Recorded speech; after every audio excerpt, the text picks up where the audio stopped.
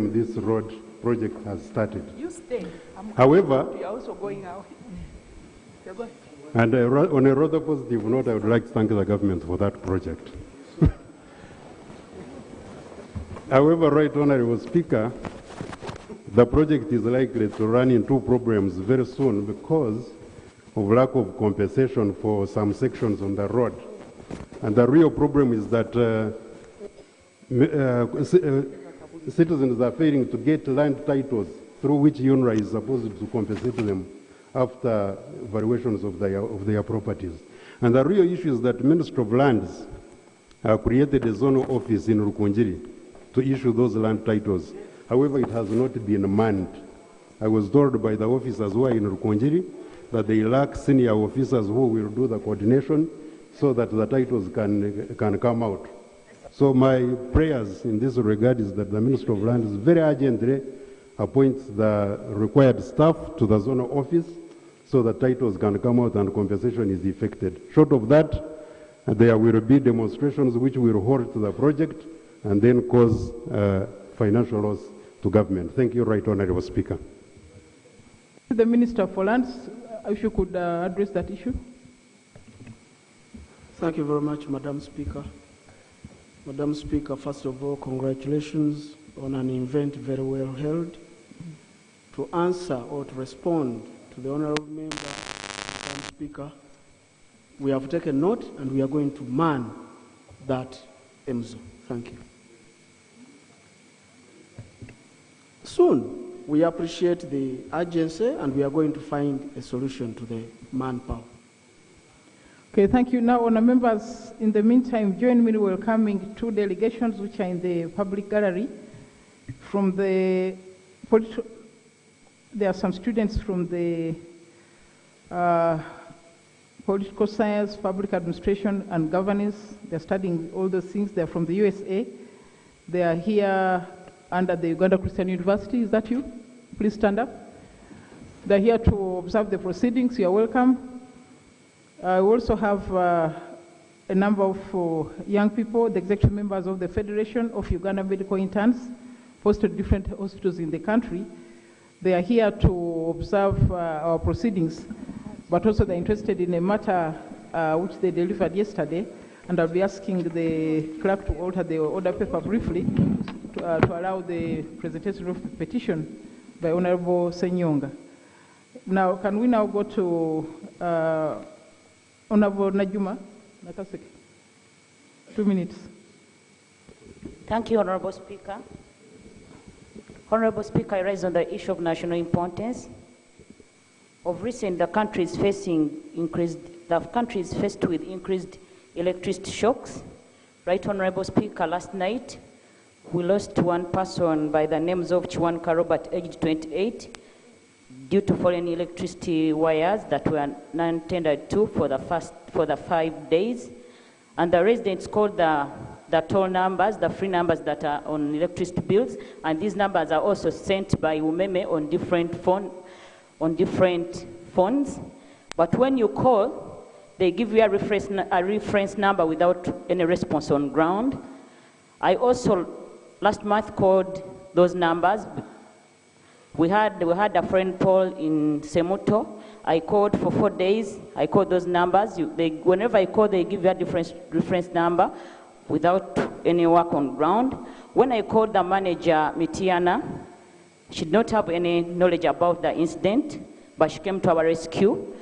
And on this, Honorable Speaker, I request you to direct the line ministry to improve on their information flow, because even this morning I called the manager, Bombo. He wasn't aware of the incident in Kasangombe where we've lost a resident. Secondly, Honorable Speaker, some of the poles have overstayed and they've been attacked by termites, so they also need to be replaced. I request you to direct the ministry to also take concern of that. Lastly, Honorable Speaker, I request you to direct the ministry also to do more sensitization of the community where power has been extended by urea on the issue of managing electricity shocks.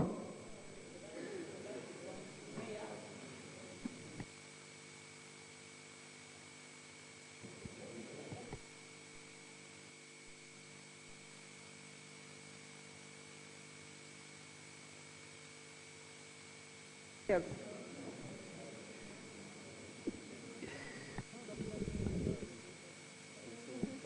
Here? No? Since we are going for recess, the minister is required to come and advise on what he's going to do on this issue on Thursday this week. Honorable Fung.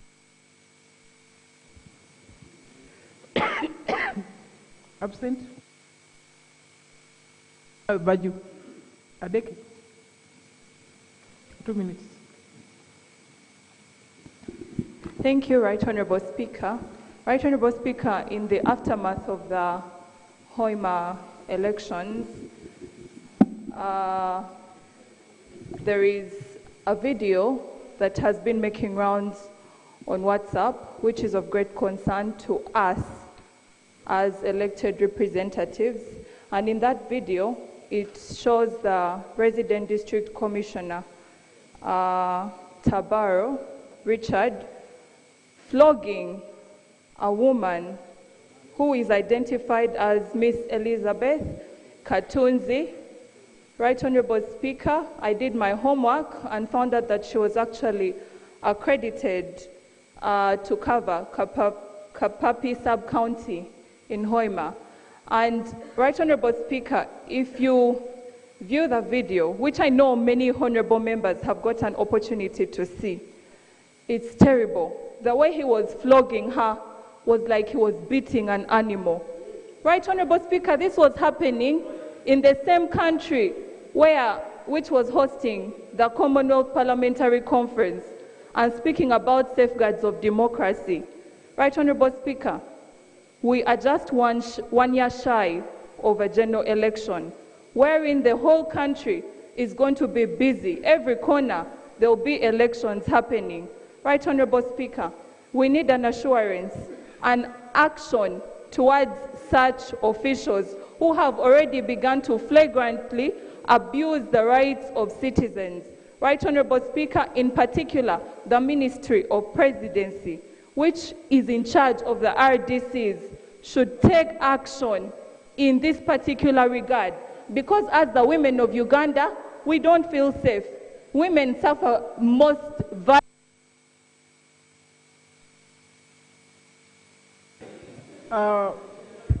I don't see the Minister for the Presidency. I don't know, does the...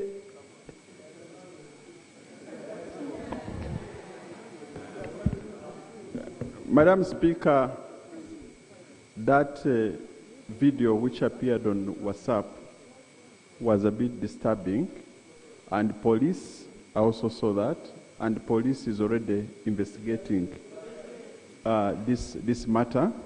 And the Minister of Internal Affairs, Madam Speaker, will be able to come and inform the House on how far that has gone. Regarding the assurance of peaceful, free and peaceful elections, Honourable Member from the Forum for Democratic Change, I want to assure you that we shall have free and peaceful elections and the NRM will win.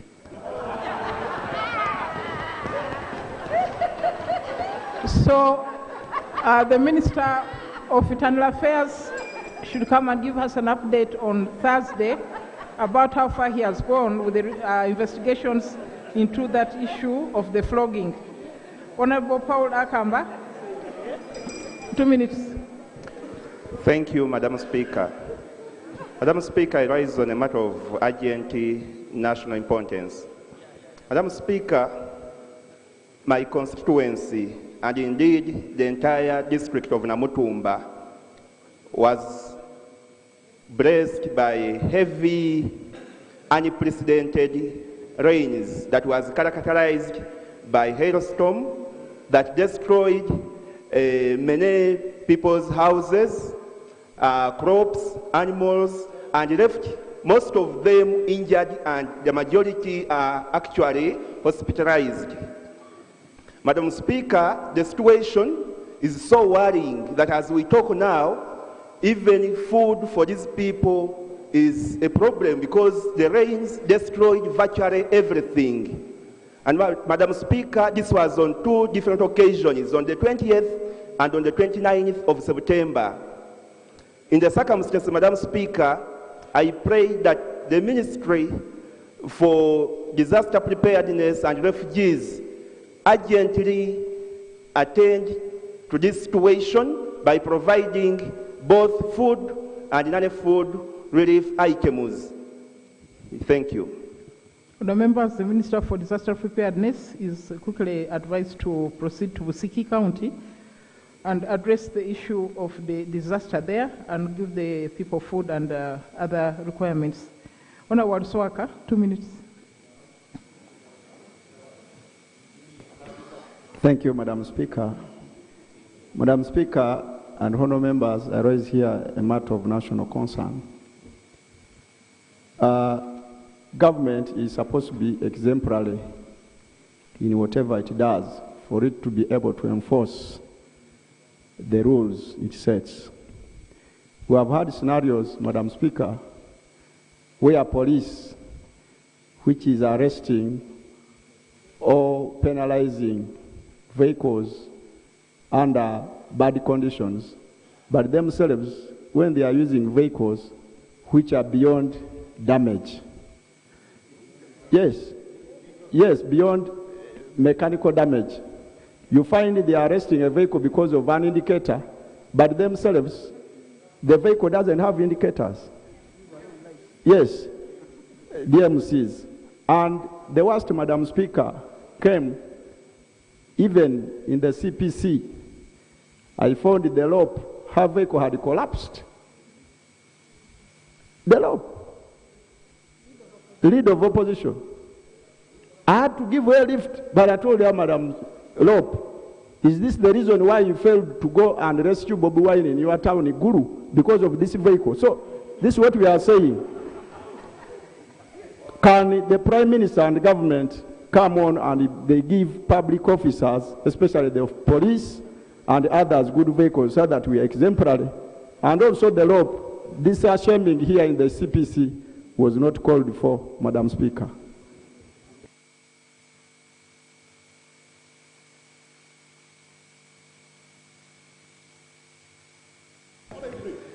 Okay. Madam Speaker, my prayers are, one, that government, especially police, they should give their officers who are on the roads vehicles in good mechanical condition. And two, the Lope, Madam Speaker, opposition, leave me. The Lope should be given a fairly good vehicle. Now that even CPC is finished, are not shadow ministers, at least the Lope. I want to thank you, Madam Speaker, because she was shaming us in the CPC. Thank you. Honourable members, the Minister of Internal Affairs should come and explain to us the state of his motor vehicles countrywide so that we know the capacity of the police. If you could do it after the recess. The other matter is an issue for the Commission. I don't need to make a ruling about it here. Honourable Barbara, 2 minutes.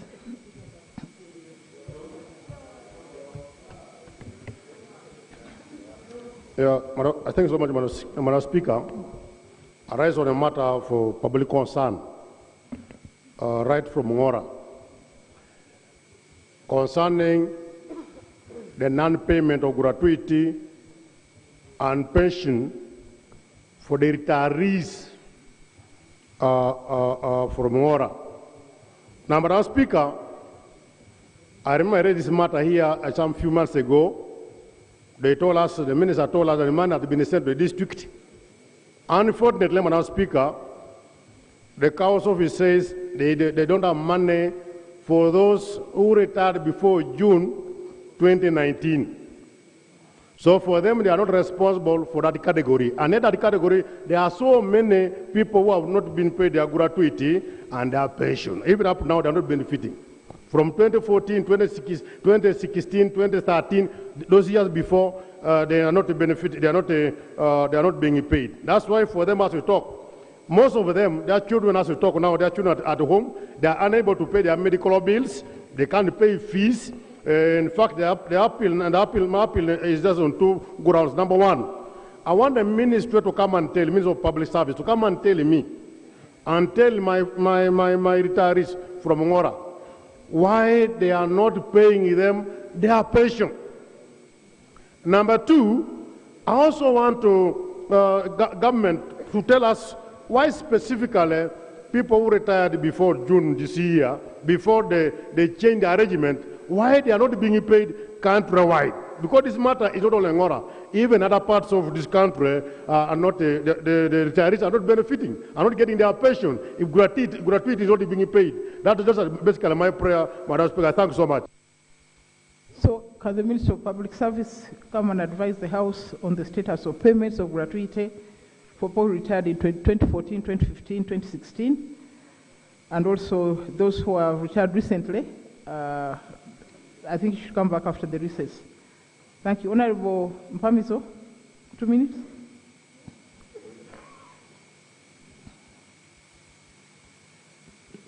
Thank you, Madam Speaker. Matter of national importance. Today morning, Total and its partners at Akama were packing all its equipment in Bulisa, which caused a riot among the workers who have not been paid for long. Even those ones who gave out their land and have not been paid to carry out oil-related development were in the riot. Madam Speaker, this raises two concerns.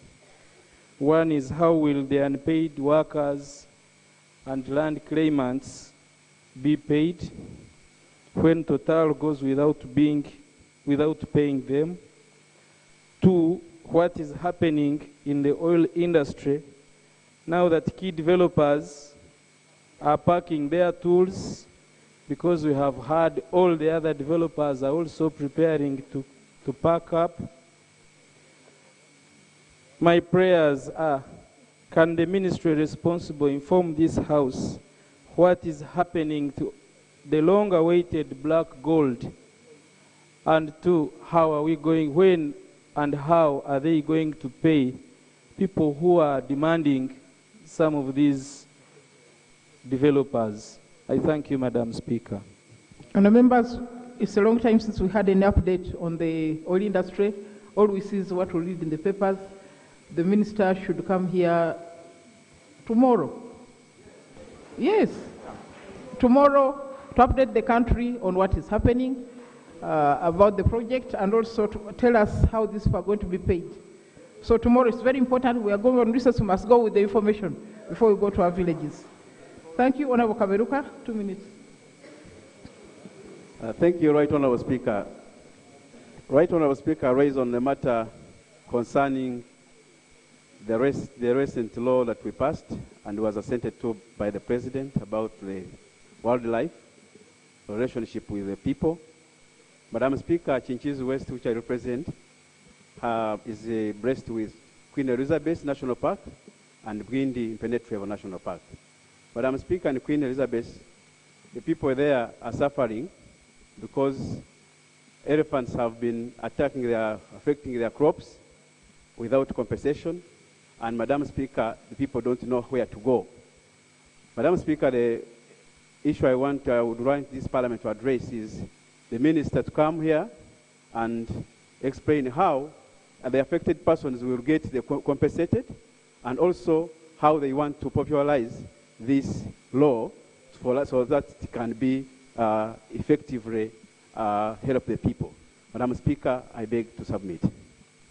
The Minister of Tourism should come tomorrow to tell us the impact of the assented bill, and also when he intends to actually implement it. Again, because we are going on recess, members will have to go back with information to the electorate. So let him come tomorrow to address us on that issue. Honorable Macho.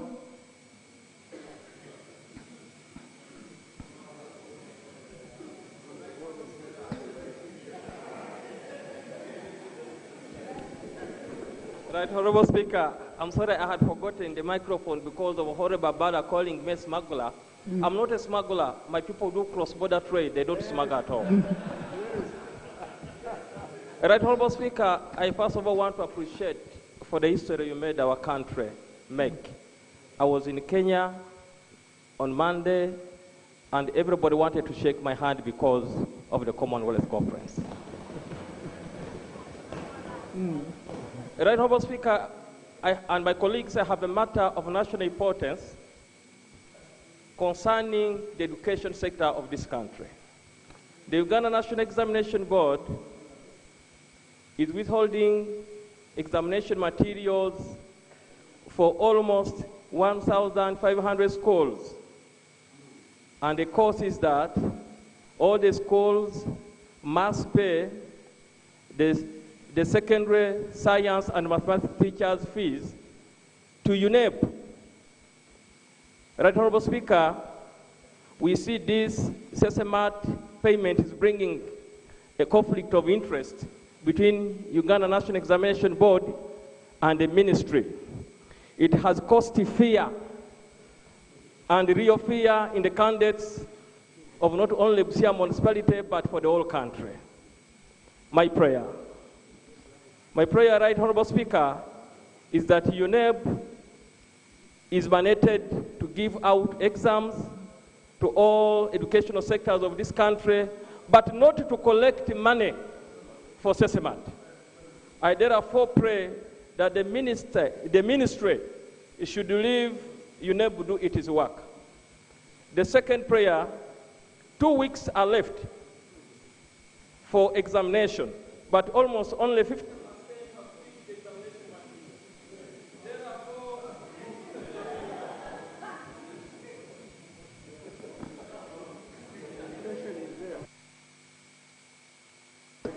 please conclude. Therefore, it is my prayer, Right Honorable Speaker, that the ministry should, as quick as possible, give the examination materials to the schools to prepare early, because the early preparation of exams determines the success of that exams. And lastly, Right Honorable Speaker, the private school owners needed to be involved in the SESEMAT program, not just to be included. Lastly, the payment should be done to SESEMAT, and when it is done to SESEMAT, they should give the full examination papers during interviews, not to give one paper and then it is photocopied by the secondary school. That's my prayer, Right Honorable Speaker. Thank you. The Minister of Education has come. I think we need to require them to come and respond to this issue of the SESEMAT fees. And it should be done on Thursday, because members should have information before we go for recess. And also we are soon going for the national exams. So the country needs to know how these are going to be handled. Thank you very much. You are late. Next item. Item 3 on the order paper, bills first reading. The Labor Disputes, Arbitration and Settlement. Amendment Bill 2019. Yes, Honorable Kafuzi. Thank you very much, Right Honorable Speaker. Right Honorable Speaker, during our last sitting, I raised a matter of national concern relating to the non-payment or lack of payment of honoraria for LOC1 chairpersons. There was a commitment from the Minister of Finance, and I remember you... it's on the order paper. Oh, most obliged. Yes. Thank you very much. Okay, Fungaru, you can ask your issue. Next time, don't come late. Yeah, thank you, Right Honorable Speaker, and honorable colleagues. I stand here to raise a matter of urgent national importance, applying to Obongi as well as applying to members of parliament in terms of security. It affects police. I came here, I raised a matter of national importance on the 27th of July about something which happened to me in my area. I was attacked in Obongi. I was stopped from going to part of my constituency, but the answer given here by the minister was that the Minister of Internal Affairs was that action will be taken by the Ministry of Internal Affairs. The Ministry of Internal Affairs invited me to go to the ministry headquarters. I went. A letter here, dated 7th August 2019, written to the Inspector General of Police about this matter, asked the Inspector General of Police to handle the matter. But up to now, no action has been taken. But the threat is still going on. I would like to speak to you when I'm still able, when I'm still alive like this. Because what is going on there will shock you. What is going on down there?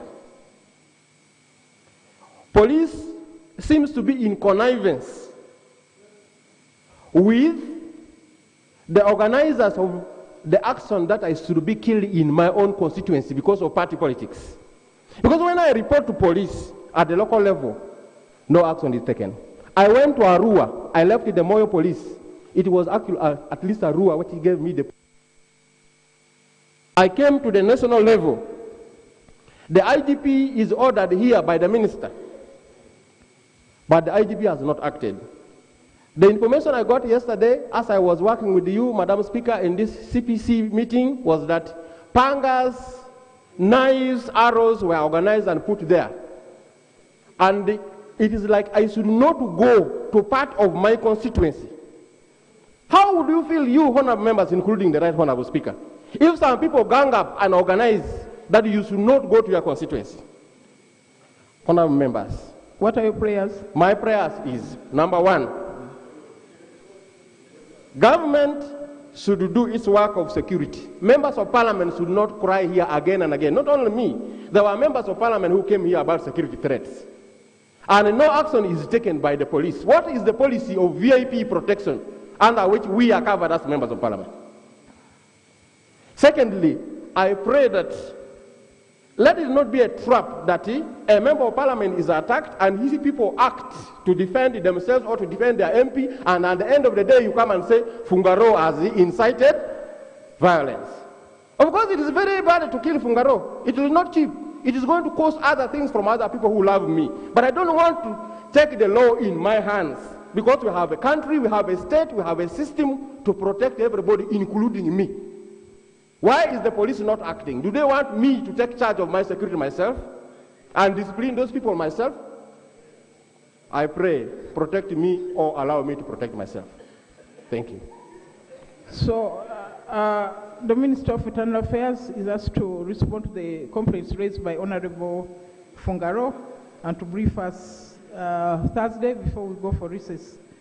Next item. Item 3 on the order paper. Bills first reading. Minister of Gender. Right, Honorable Speaker, I beg to move that the bill entitled the Labor Disputes Arbitration and Settlement Amendment Bill 2019 be read for the first time. Certificate. Right, Honorable Speaker, the Labor Disputes Arbitration and Settlement Amendment Bill 2019 is accompanied by the Certificate of Financial Implications, which I beg to lay on table, Madam Speaker. I'd also request to lay on table the bill. I thank you. Honourable members, the bill is sent to the Committee on Gender, Labour and Social Development for perusal and report back. Next item. Oh. First reading. Next item. Item 4 on the order paper, laying of the Genetic Engineering Regulatory Bill 2018.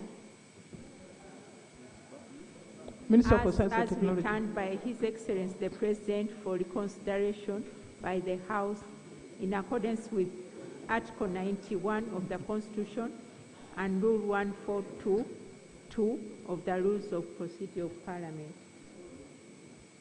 Minister. Madam Speaker, I wish to lay on table the Genetic Engineering Regulatory Bill 2018 as returned by His Excellency the President for reconsideration by the House in accordance with Article 91 of the Constitution and Rule 142.2 of the Rules of Procedure of Parliament. Also in line with Rule 142.1, at the 27th sitting of the first meeting of the fourth session of the 10th Parliament of Uganda, the Right Honourable Speaker read the message of the President stating the reasons why he could not assent to the bill, and I do not have to repeat them. I wish, therefore, to lay on table the bill as returned by His Excellency the President. Honourable members, the bill is laid before this House. I will appoint a date for voting on it. It will not go back to the committee. So I'll let you know we are going to vote on it, and we need 2/3 to pass it, and it becomes law. Next item. Item 5, on the order paper, responses by ministers to issues raised on 5.1, the incursion of elephants into Oyam district and the subsequent disruption of livelihoods, destruction of property and loss of lives, raised by Honorable Alum Santa Ogwang.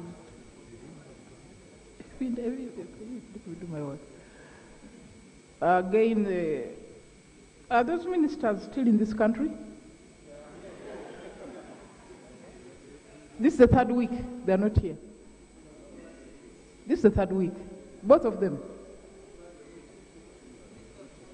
Deferred. Maybe on clerk, let us receive the petition before we go to 5.2. There's just a petition from the interns.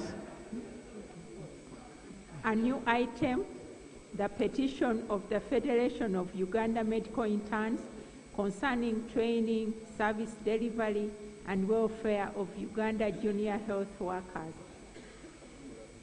Honourable Senyonga.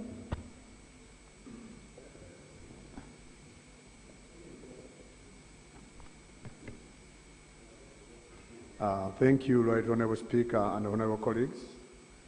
Right Honourable Speaker, I stand before you to represent and present the petition of your humble petitioners, who are the medical interns in this country, who approached your office and all the offices of RDCs in Uganda because of their complaints as mentioned. Before I read their petition, Right Honourable Speaker, allow me also to lay on table the court order that temporarily stopped the plan of the Minister of Health as the rotation of these interns was supposed to be. I lay on table, Right Honourable Speaker.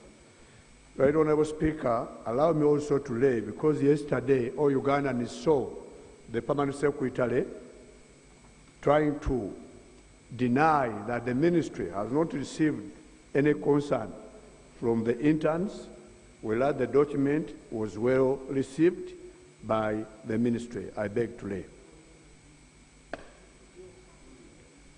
Right Honourable Speaker and Honourable colleagues, allow me also to lay on table the appointment that is given to every medical intern in this country before they are assigned any duty. But for your interest, Right Honourable Speaker, members would like to know the contents. You are reading letters? The subject and the prayers. Right Honourable Speaker, your humble petitioner, the medical interns in this country, are being paid little money, which goes to 780,000 per month, which includes housing, transport, and feeding. When they compare themselves to others, civil servants in scale EU4, who are getting 3 million, and when they compare themselves to other interns in Kenya, who are getting 6.9, and Tanzania, who are getting 5.2. And on top of that, Right Honorable Speaker, the medical doctors and all interns here, they are not supposed to go for their master's degree after their 1 year intern. They are supposed to serve for another 2 years before they go for a degree. So that was also one of the concerns in the petition. Another concern, Right Honorable Speaker, is about the rotation. The rotation that puts the intern to have equal competence as doctors. They are supposed to cover all the 4 disciplines. But now the circular which took them to court changed by the permanent secretary that they are supposed to only cover 2 disciplines, not even of their choice, but being selected by the ministry, which they petition. They are saying if they are to be capable, they should cover all the 4, because when you are in a hospital and someone comes across you, you must be in a position to give assistance and to save life. So their request is that the ministry maintains the first order of their rotation that covers 3 months per discipline, which also takes them to a year. Thank you, Honourable Speaker. Secondly, that let them be considered for accommodation and at least some little increase, because what they are doing to save life, and they cannot even manage to transport themselves, but sometimes some of them work full day in those hospitals, including weekends. The other contents, Right Honourable Speaker, and the document, I know they have sent it to you, and you have time. I beg to present. Okay, because of the urgency involved, that question should immediately be sent to the Minister of Health, and if we could get an answer before we go for the recess on Thursday. Or do you have something to say now? Do you have an idea about it? Thank you, Right Honourable Speaker. Right Honourable Speaker, I want to confirm that the petition was received in the Ministry of Health. I was holding portfolio. I received the petition. And I also know that there has been, I think, a press statement regarding the petition, but Right Honourable Speaker, allow us to come formally and respond to the issues on, okay, Thursday is okay. Thank you, Right Honourable Speaker. Okay, thank you very much. Next item. On what on that? Let's go to item 5.2. Item 5.2 on the order paper, the destruction of... But your ministers are not here. Okay, you 5.1. Yes, thank you, Right Okay. Honourable Speaker. Right Honourable Speaker, the issue on order paper 5.1 has been on the floor of this House for quite some time. And Right Honourable Speaker, we have a very serious problem relating to human-wildlife conflict. And every time we raise issues here, the ministry in charge of this sector is not here to answer us. So, Right Honourable Speaker, wouldn't it be procedurally right for you to direct that the minister concerned with this sector comes and answers some of these questions, because we are soon going to recess, and there is a serious problem even concerning lives of the people that we represent. I thank you. Unfortunately, I don't see the Prime Minister. I know the Prime Minister is somewhere. I don't know where the Deputy Prime Ministers are. Can the Minister come tomorrow? This matter has been on the order paper for so long. Madam Speaker, will ensure that the Minister for Tourism comes to the House tomorrow to answer this question. Item 5.2, Minister for Disaster. the destruction of over 40 grass-thatched huts and buildings at Olisai Primary School by hailstorms. It's not here. Deferred Item- 5.3. Item 5.3, the total electricity blackout at Nakaseke Hospital, which had curtailed the ability of the hospital to deliver health care services, raised by Honorable Tamaguzi. Minister of Health. Thank you, Right Honourable Speaker. Right Honorable Speaker, my apology, I wasn't in the House last week when Honorable Tamaguzi raised this matter. I was away on official duty, but I made a follow-up, and we got information from Nakaseke Hospital itself. They don't have electricity areas, and therefore the matter was just a technical problem that affected not only Nakaseke Hospital, but also the town council as a whole. And I want to confirm, Right Honorable Speaker, that I think the following day, electricity was restored, and there is electricity in Nakaseke Hospital as we speak now. So it was just a general problem. Thank you very much, Minister. 5-4.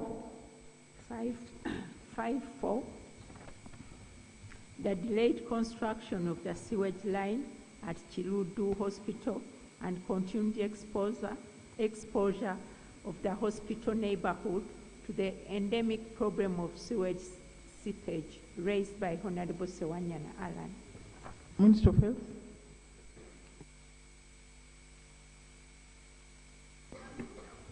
Thank you, Right Honorable Speaker.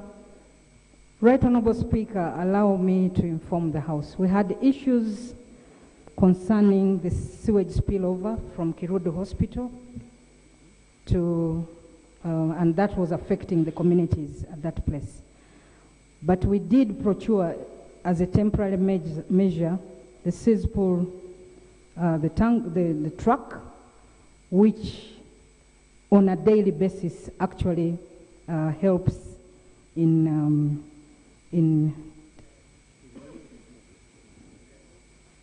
removing, yes, the excess waters and sewage. However, Right Honorable Speaker, as a permanent measure, we also engaged National Water and Sewage Corporation, and of course, so that they can be able to have, we can be able to have a permanent lagoon in the area. So we procured land from Buganda Land Board. The land has already been given to government at a fee of about 500 million shillings. Government has already paid. The land title transferred to Kampala City Council. And Right Honorable Speaker, as we speak now, National Water and Sewage Corporation had actually advertised the bids. So we hope by mid-November they should be able to complete the bidding process and award the contract. So we are looking at maybe by June next year, they should be able to have completed the construction of this lagoon. But we have trucks, the cesspool trucks that actually take off the sewage from the septic tank, because the septic tank that was constructed, Right Honorable Speaker, is not adequate enough to deal with actually the sewage flow from the hospital building.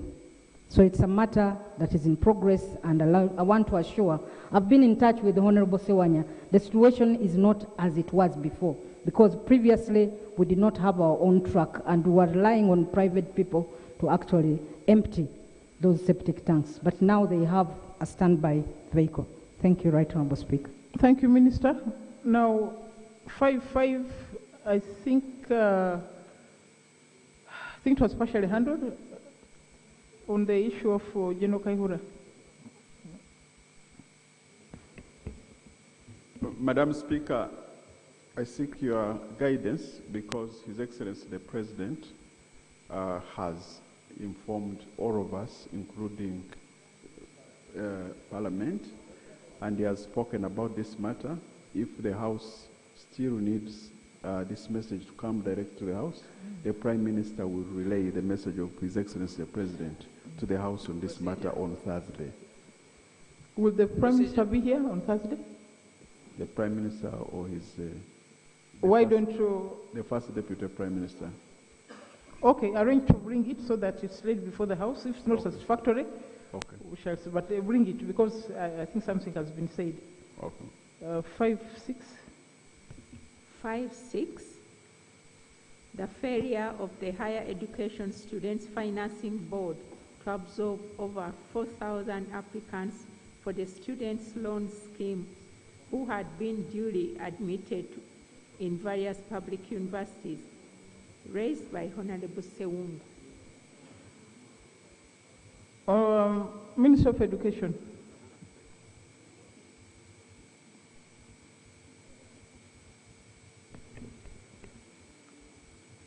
Thank you very much, Right Honorable Speaker. Right Honorable Speaker, allow me first of all to congratulate you and the entire House upon a successful completion of the CPC. Congratulations.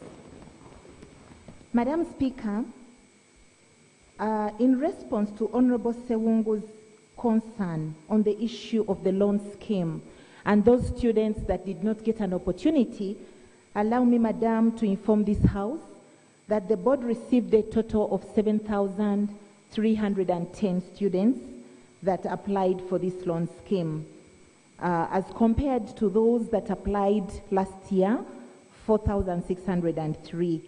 And this signifies a growth of 37% in the number of applications received.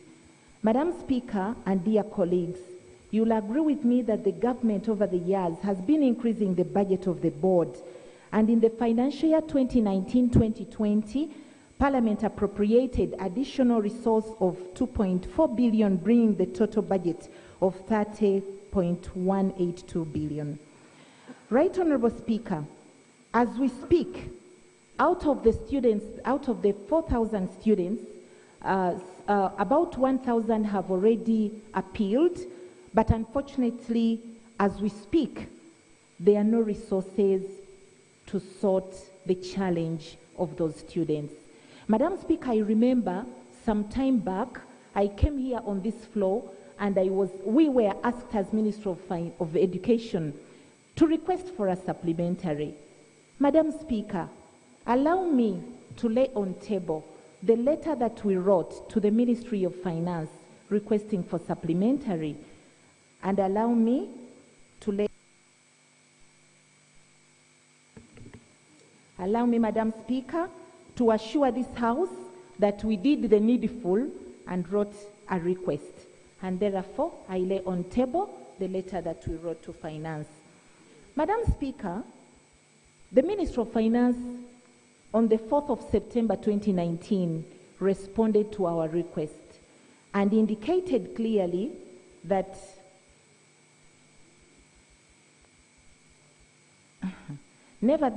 if I can just quote a paragraph, that nevertheless, given that the budget preparation process for financial year 2020-2021 is already underway, I would like to propose that the financing of students under the loan scheme be addressed in the financial year 2020-2021. Madam Speaker, allow me also to lay on table the letter that was written to us by the Minister of Finance. And I'm glad my colleague, the Minister of Finance, is here. He can confirm to this.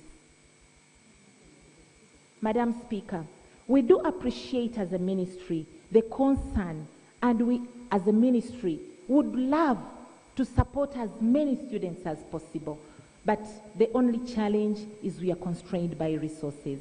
But I do confirm that definitely in the next budget, we are going to ensure that we include it in our budget, we raise the budget, and then Parliament, I'm sure, will help, and Finance, I'm sure, is going to sort this. But however, now that my colleague is here, maybe he can help to raise, to give more clarity in regard to this letter. Otherwise, for us as Minister of Education, we are ready. If what we need right now, Madam Speaker, to sort out all the numbers that are remaining is about 5.1 billion. So? Yeah, it's interesting that many other things the government comes for supplementary. But on the education of children of Uganda, it's too expensive. When will education take priority in this country? When? They come here for other things, supplementary. But the education is not important.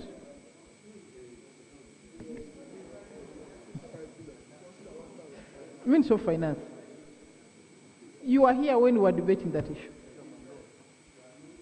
If you knew the number of letters I have, just me, from children who thought they ought to be with their good marks and ask me to pay. It's a serious issue. And Madam Speaker, thank you very much. You see, this matter, the moment you have a policy that students who have passed and admitted should apply, they apply, and then you give a quota of them. Even the policy itself is under stress. Do you still want to go ahead with the policy of providing loans to students in tertiary institutions? If yes, then you must accommodate everybody, because that's what a loan means. You can't choose and then you say the others, there is no money. The Prime Minister, Madam Speaker, should explain.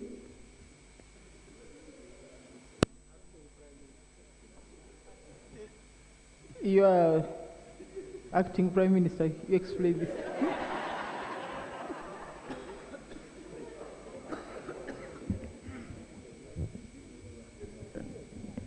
Madam Speaker, we do appreciate the situation we are in, and the need is very urgent.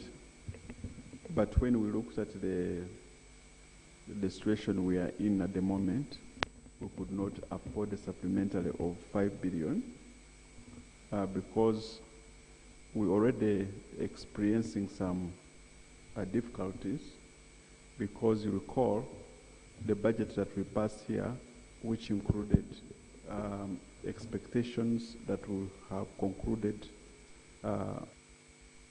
of the licenses of MTN. It is still ongoing. We also included that we'll have resources from the capital gains of the negotiations of oil. Those have not been finalized.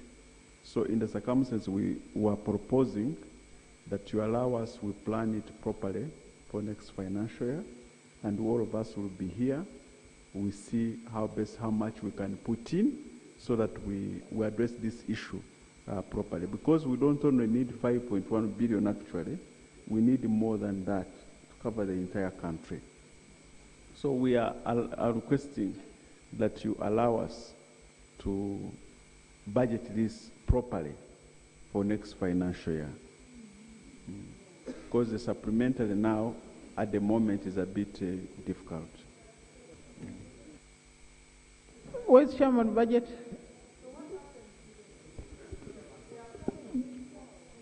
The one who are waiting for relief.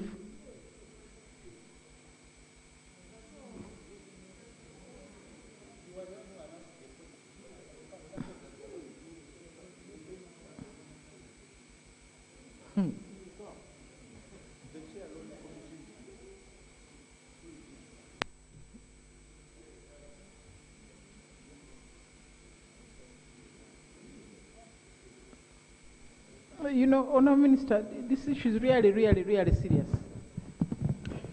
Well, I think we still think you should try and find a solution before the new financial year. Madam Speaker, can you allow us again to have a meeting with Education tomorrow, and then on Thursday we'll brief the House? Give us an update on Thursday, but really try. Because these are human resource of Uganda. 5657. 557, the non-payment of honoraria to local council 1 chairpersons raised by Honorable Kafuz Jackson. Minister of Finance.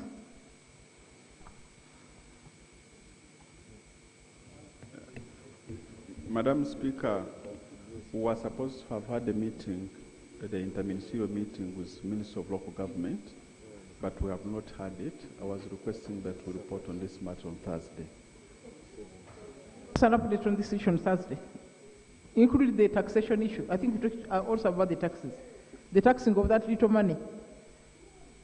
Madam Speaker, on that issue of tax, I think you directed and moved that we should handle this matter either by proposing by private member or next financial year we handle it during the tax bills, because at the moment there is no way our hands are tied.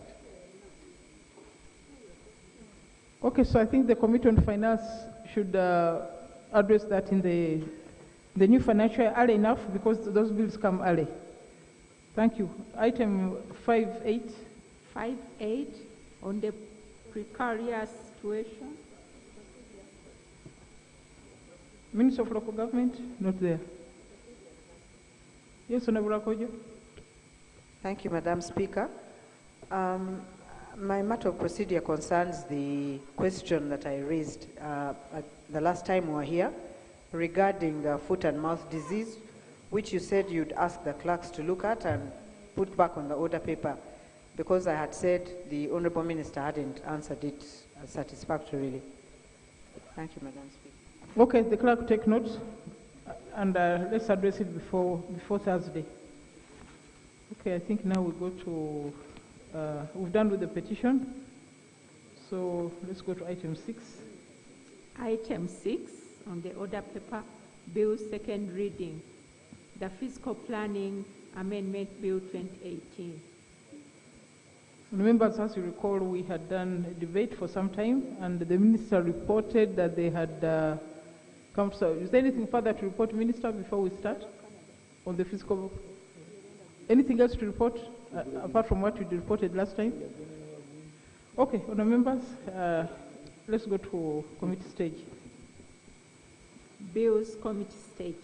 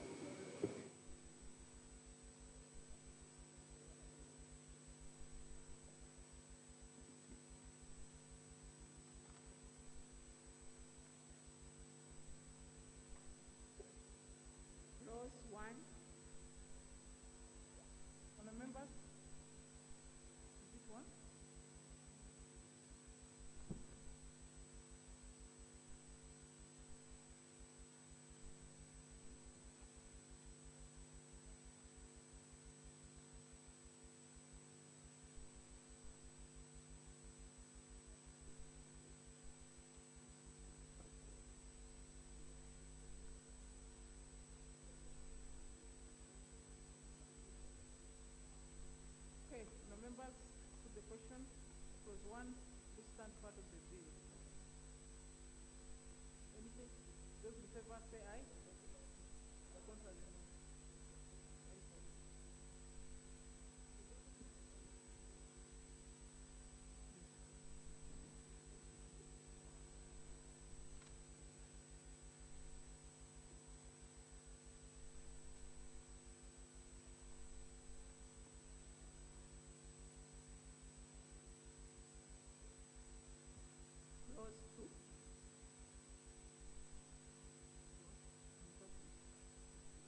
Close to?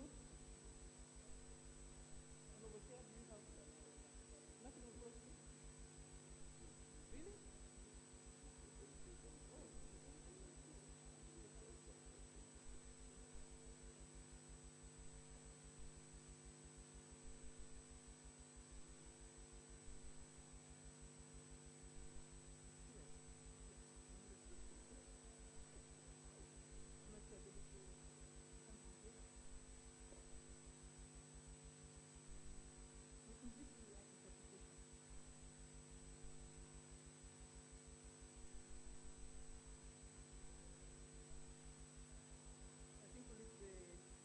Definition for now. Let's go clause 3. Clause 3. Clause 3.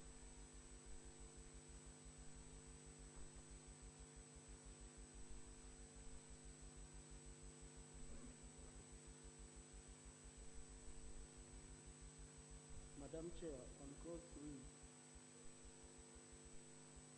section 4, establishment of the National Fiscal Planning Board, subsection 1. There is established the National Fiscal Planning Board, and we propose to add which shall be the highest body responsible for physical planning in Uganda? Madam Chair. Yes, Madam Chair. Which shall be the highest body responsible for physical planning in Uganda? That's all. That's all. Okay, members, put the question that clause 3 be amended as proposed by the minister. Those in favor say aye, the contrary no.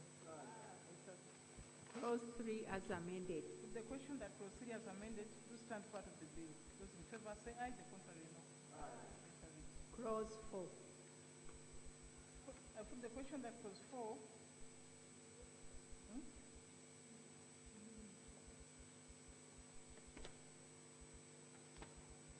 Okay. I put the question that clause 4 do stand part of the bill. Those in favor say aye, the contrary no. Clause 5. Put the question that clause 5 do stand part of the bill. Those in favor say aye, the contrary no. Clause 6.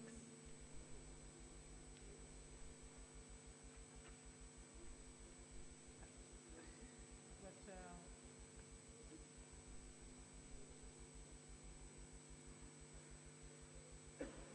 clause 7. Clause 6.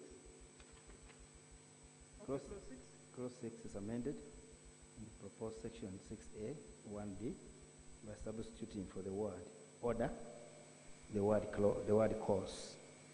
Justification: to avoid contradiction, since enforcement of demolition of building or structures is the mandate of the National Building Review Board, through the Building Control Officer under the Building Control Act 2013.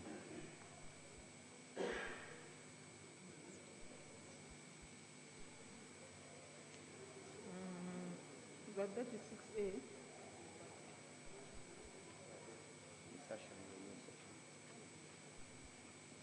You introducing a new section? Yes, insertion. It's an insertion of a new section 6A in the Principal Act. How will you read your new section? Clause 6 is amended in the proposed section 6A, 1B, D, by substituting the word order, the word course.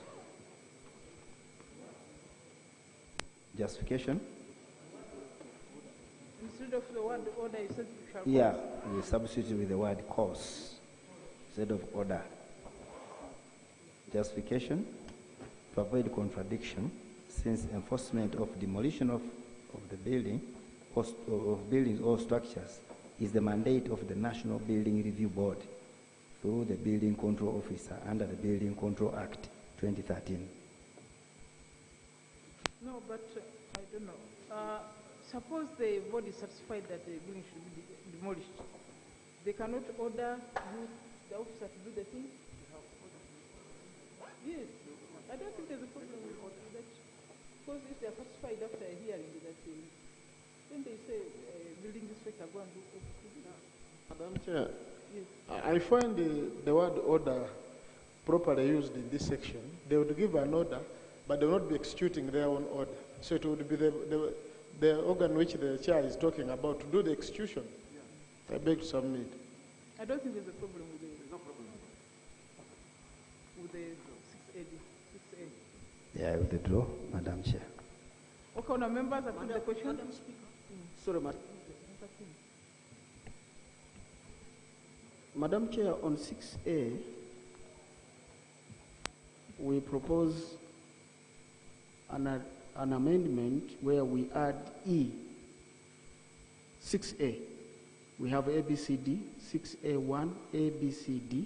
We want to introduce a new E that reads as follows: delineate the planned areas by pegs or any other appropriate form of visible delineation.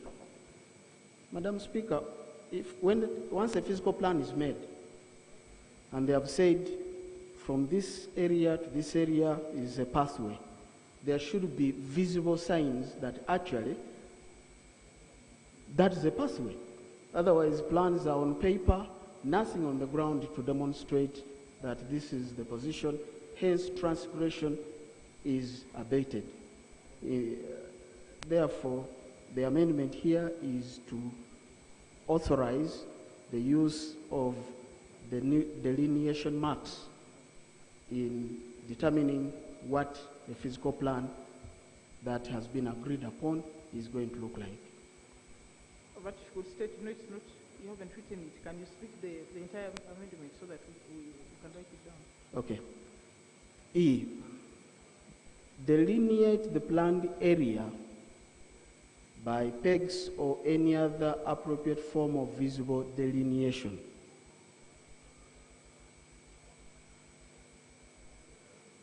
Members, the question. I have an F also.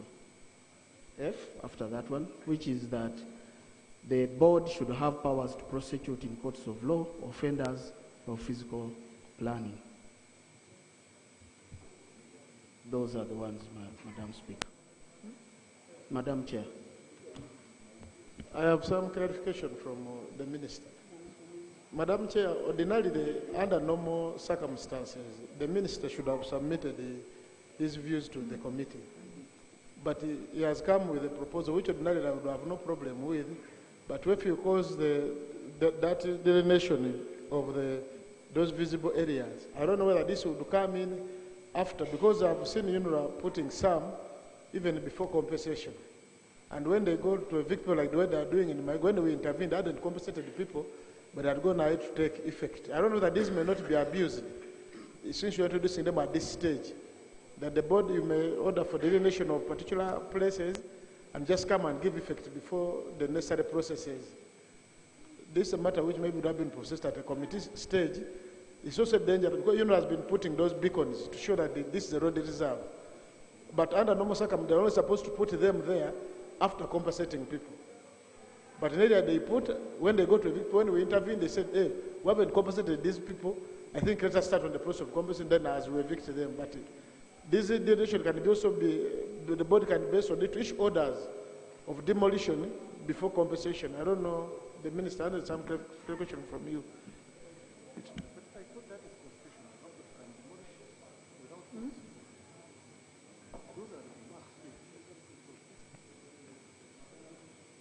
Madam Chair, these amendments were actually submitted before the committee, and the committee debated them in detail. But obviously the committee could not bring them here, so I brought them. And the essence is, who will tell people that according to this plan, the area between this point and this point is actually reserved for a public park? There has to be a way of indicating that the area that is under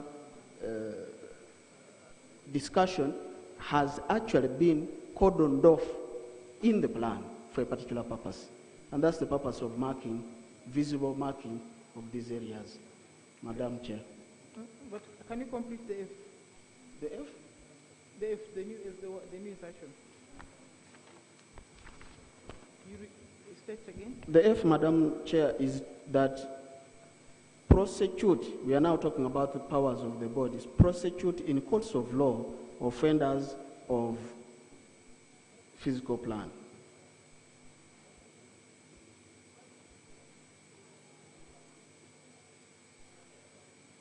There is a physical plan that has gone through the process and agreed upon.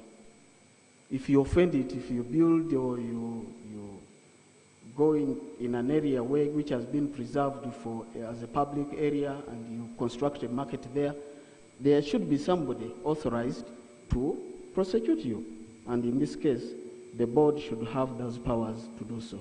That's all the proposal in F, Madam Chair. Are there other sanctions in this act? Yes. Offenses, yes, at the end, 50, at the end of the, in fact, if you look at the bill, Madam Chair, it is there in offenses 57, page 18 of the bill.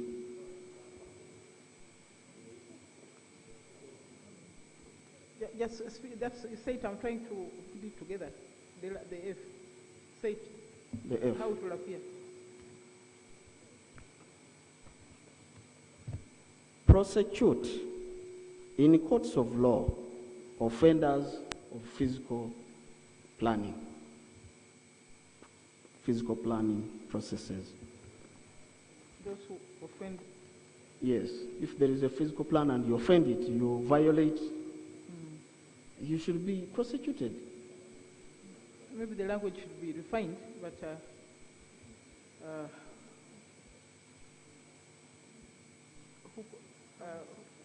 who commit offense against the physical plan or right? The physical. I think physical plan, Madam Chair, is good enough if you offend the physical plan. Yeah, right on, Madam Chair, you see the problem we are faced with these days. Like, I'll give an example. The planning authority normally designates what should be done in a particular area. But because of weather inefficiency, people come and put something else in an area which is not supposed to be, which contradicts with the planning area. I think what the minister is, I'll give an example. Where I stay in Ginger, some people came and built a church just opposite, but there's a designated place for a church. And because I would not complain, because they say I'm opposing God, so contextual, I saw they are using God in a wrong way. Of course, I kept quiet, but every Friday you can't sleep because they will go for their night over at that place. And what the minister is saying, that if the place is designated that this is a residential place, you can't bring a disco hall in that area. Because if you go, Madam Speaker, Chair, now like in Korolo, you can't know whether that's a residential place or it is a disco type of, and what the minister is just showing that if you go and take something wrong there, then you should be prosecuted because you are contravening the planning, what the area was planned to do. I know it is politically, but... No, I understand what you want to do. I was just trying to get the right language. I don't know whether to say approved physical plan. I don't know. I just wanted to refine it. I just wanted it to be better refined. I understand what he wants, but I thought... how do you describe physical plan which is done already? Is it gazetted or approved or what, something? Yes, Madam Chair. Madam Chair, once a physical plan, to be a physical plan, it goes through a process of approval. And once it is approved, that's the physical plan of the area. So we are saying if you offend it, you should be prosecuted. So maybe... How do I know that is a physical plan? You know, I wanted the qualification, is it approved or gazetted physical plan? So that is a matter on which everybody has noticed. The physical plan, as we speak today under the law, is approved by the board, the physical planning board. And once that approval is done, it is displayed, it is known that this is the physical plan of the area. So I wanted the word approved there, either gazetted or approved. To prosecute in courts of law offenders of an approved physical plan. Yes, yes. Much obliged, Madam Chair. Okay. Madam Speaker. Yes. I think we also add on the approved and gazetted area. No, it's not too much. Madam Speaker, let me justify gazetted. We have been seeing these projects going on. The plan is drawn, it is approved, it is gazetted. Then the speculators come to know the gazetted area. And all of a sudden, they go and buy that piece of land and put in a structure. So the board should be even having the powers even to demolish that structure as long as it comes on after gazetting that area. Because I wanted to bring out how will a person get notice of that plan, that this is a gazetted planned area. It must be a matter which you can establish by law, from the Uganda Gazette. I don't know. I was just trying to tie up to this end. Madam Chair, actually we have, the minister is just failing to remember, we have a physical plan National Physical Plan, which shows what should be where. And even when you go in particular areas, there's a topo, by the way. The topology, the topo is like a map, which is also, I think, like it mirrors the physical plan. And if you want to do any, that's why there's the physical planning department of every local government. When you take your plan for approval, they get all those, and then they want to find out. You want to construct a house, but that place was designed for what? That's why some plans they reject and say that is a residential area. You cannot have, oh, that is an industrial area. That's why there is change of land use through the ministry that you have to apply now to the National Physical Planning Board to change from what has been the National Physical Planning Committee to change the land use. But you cannot just construct anything anywhere because already it is established. Yeah, I don't know. You see, what I'm looking for is what qualifies that plan. So that I can, me the board chairman, I can go with it and say this is what we have, this is the plan of Kampala. I wanted the qualification. It's not just any plan. Madam Chair, the process is laid out in the current law. Under Section 27, it is mandatory that there is public display of a district, urban, and local physical development plan. And it says, 27.1, upon the completion or receipt of a draft district, urban, or local physical development plan, the committee, that is the physical plan committee, shall publish a notice in the Gazette and any other manner as it considers expedient, inviting the public to inspect the draft plan at a place and time specified. The notice published under Section 1 shall request interested parties to make their presentations. 3, the committee may then accept or reject those plans and the objections, and the person aggrieved can make an objection. Under Section 28, where after expiry of 90 days specified in the notice under Section 27, and there is no representation against or objection to a plan, or where such presentations have been dealt with, the board shall approve the plan. And once that plan has been approved, under section a physical development, under subsection 2, a physical development plan approved under subsection 1 shall not be altered in any manner without the prior written authorization of the district physical planning committee, and so on. There is an elaborate process in which the plan is arrived at, including gazetting, publication, and posting.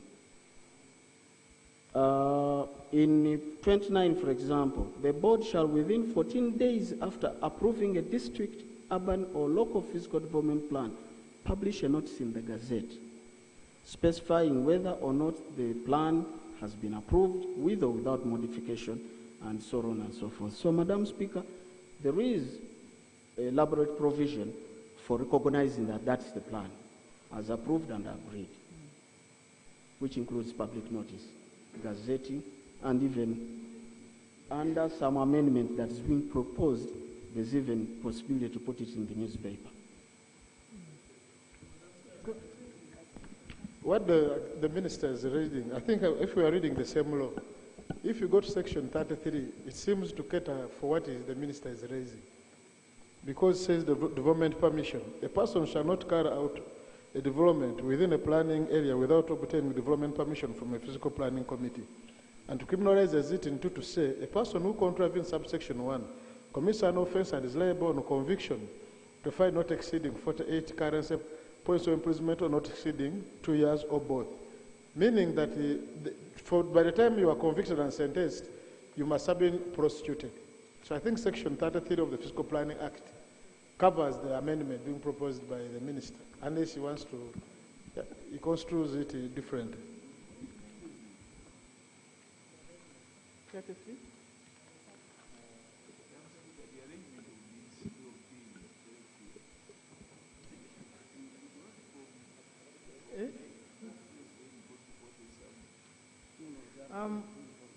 I think what the the minister was trying to do is to identify the person who can do the, either make the complaint of, I don't know. You wanted to give, you are saying the board has powers to prosecute. Yes, Madam Speaker, I wanted to place squarely on the shoulders of the board the power to prosecute or the obligation to prosecute if someone violates the physical development plan of an area. That's all this amendment is seeking to achieve. Okay. I thought the power lies in the DPP in this case, that the power to prosecute is with the Director of Public Prosecutions. So in the exceptional circumstances where it's by question of a statute, that either like the IGG or Uganda Revenue Authority, but in circumstances where it's not expressly provided for, then the DPP would be, the police would come in, you would complain to police for contravention of this, and then unless you want to specifically make it like the board to have powers to prosecute.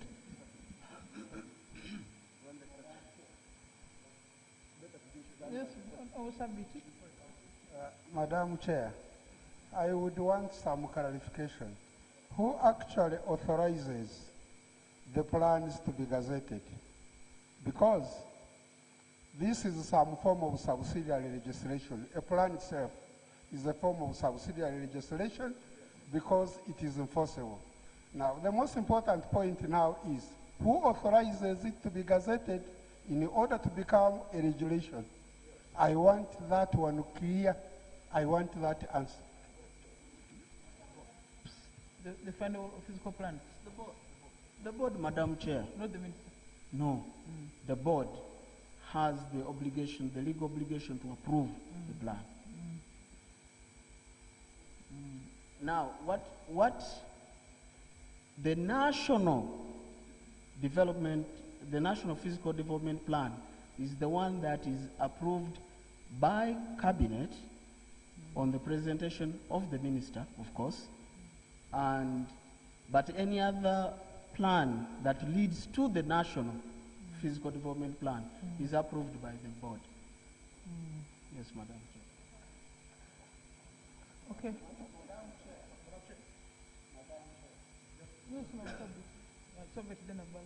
Yeah, Madam Chair, I think the normal procedure that I know is that in order for a regulation to be effective, the minister must authorize its gazetting. And it is after the gazetting, and there is no objection, that it becomes a regulation. That is the method that I know. This kind of arrangement is now departing from the normal procedure of making a regulation, because that plan, as it is, because it's going to be enforced, it becomes a regulation, which is a subsidiary law to the act. I don't think the minister is taking out powers from the minister. They are all still just looking at the powers of the board and what they can do. Yes, Honorable Abala. Madam Chair, I want to thank you for what you've said, but I'm concerned it is a way of cutting and shading off powers from the ministry. My problem, that is how the NGOs work. Because in this arrangement here, I'm seeing the way the NGOs work, because it is a board that does that. But now my problem, this is not something public. In my opinion, Madam Chair, let the DPP still have the authority. Let's follow the formal arrangement. Let's not create more power centers, which are going to affect the operationalization of this act or this law. Number two, I want just to inquire from the minister, because you know Uganda, because I was talking about advertising on the gazette, putting a notice board, putting a notices. But now, less than 70% of Ugandans who own most of this land, for them do not know how to read and write. What plans do they have in making sure everybody in Uganda participates in this process? Because at the end of the day, it may not augur well when we paste the notice on notice boards and put on a gazette. And remember, like the white men say, if want to make an Africa to get lost, put it in black and white. So that's what the minister to help me. So on behalf of Ugandans to know whether there is an arrangement for people to get to know when this plan has been put there, whether they will be able to see, whether they will be able to understand, and somebody will be able to explain to them. Thanks. Now, before the minister answers, who prosecutes the environmental court? For instance, who does the prosecution there? The environmental court. I believe NEMA has authority to prosecute the offenders of environment. No. These organizations, Madam Speaker, do have specific powers or specialized powers in their mandate. The ordinary civil court here in the Uganda Road or prosecuting the offenses against the breach of the physical development plan. Are they going to Uganda Road? Are they going to, I don't know. They would go to Uganda Road, Madam. So the prosecutor will appear before the magistrate in Uganda Road and say this person violated the plan. So the board will be actually the plaintiff in a way. Because we are saying that to give them the power to prosecute. That's what I want to understand. Yes. Now, like in the districts, they have law enforcement officers who are authenticated to appear and prosecute on behalf of the municipal council. This is what I normally see, like even in Virginia. We have a prosecutor at the municipal council. And this, they follow under local government. So I don't know how the minister wants to, because we're talking about powers and having the prosecutors to appear in court and prosecute a matter for which you are prosecuting as a board. That either are we going, this is what the speaker, the chair is trying to grapple with. Who is going to be sanctioning these breaches? Are you going to report to police and the police investigation takes action? Is it going to be the ministry, the board? Is it going to have like a prosecutors?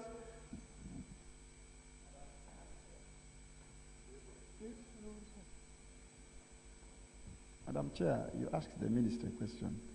What these people do, especially NEMA, they bring these people to court, and it is DPP's office to handle their work. They are like witnesses. They just bring by, they don't prosecute themselves. So the board will come as a complainant? Yes, they come, because for prosecuting, some of these are criminal matters. It is the DPP. For example, the DHIs, when they get people without latrines, they take and they say this man doesn't have a latrine, so the state starts from there.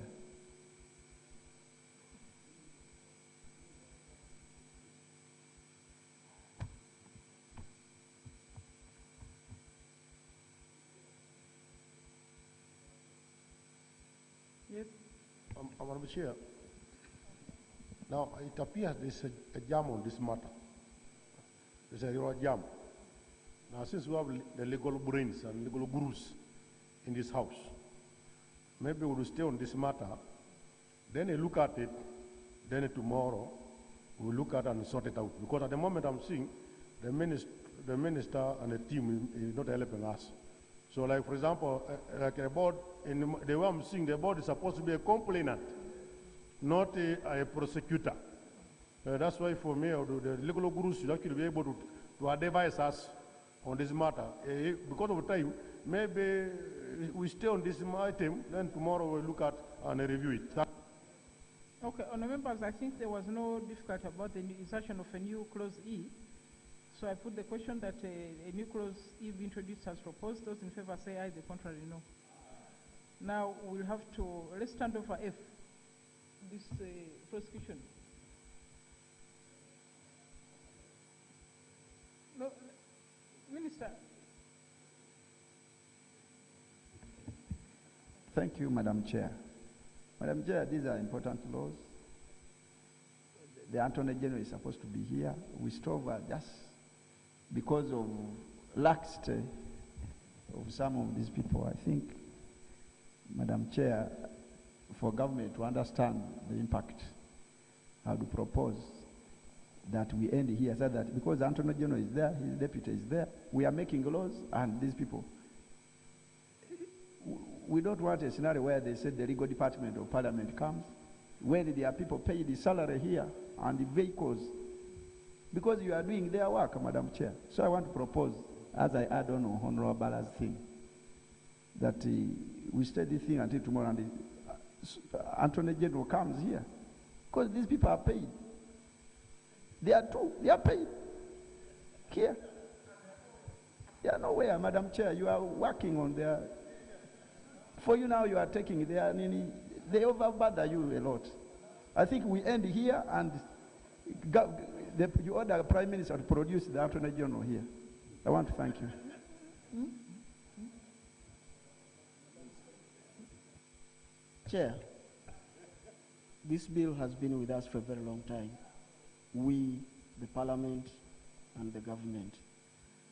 If F, the proposed F, is going to be a cause of further consultations and delay, I would like to withdraw F for the time being, and if I have finished consultations, I will inform the House accordingly.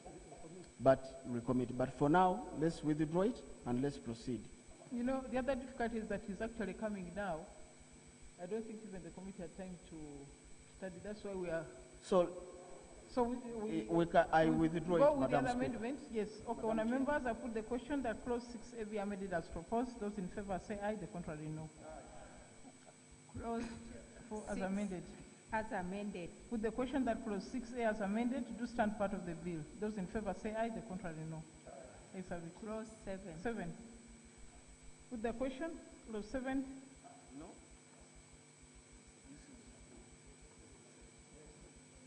Madam Chair, clause 7 was a subject of discussion between us, the movers of the bill, and the minority, and we harmonized. Therefore, Madam Chair, I want to report that clause 7, the cross-heading secretary and staff of the board will stay. It is clause 8 actually that we have to amend, Madam Chair. Put the question that clause 7 do stand.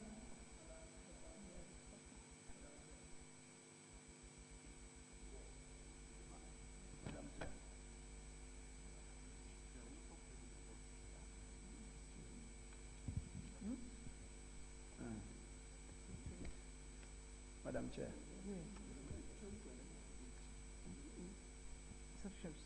Section 7 of the principle.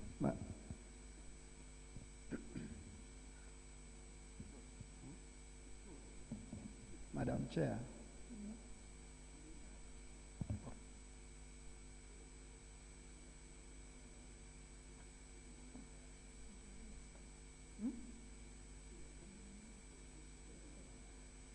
Yes, Honorable Sir. Madam Chair, first of all, I want to thank the government and the minister for having considered to remove the title of executive director.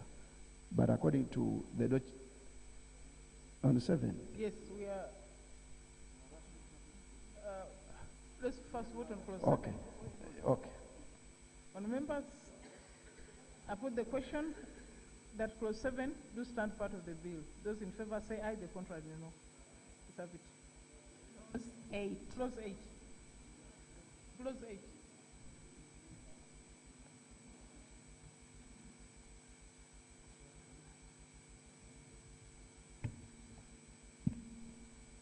Clause 8 is amended in the proposed section 7 by substituting for subsection 2 the following.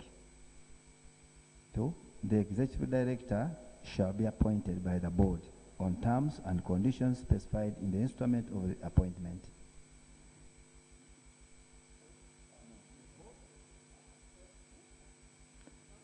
It's subject to discussion. Subject discussion. B, by substituting for subsection 6D the following. D, he or she is removed from office by the board for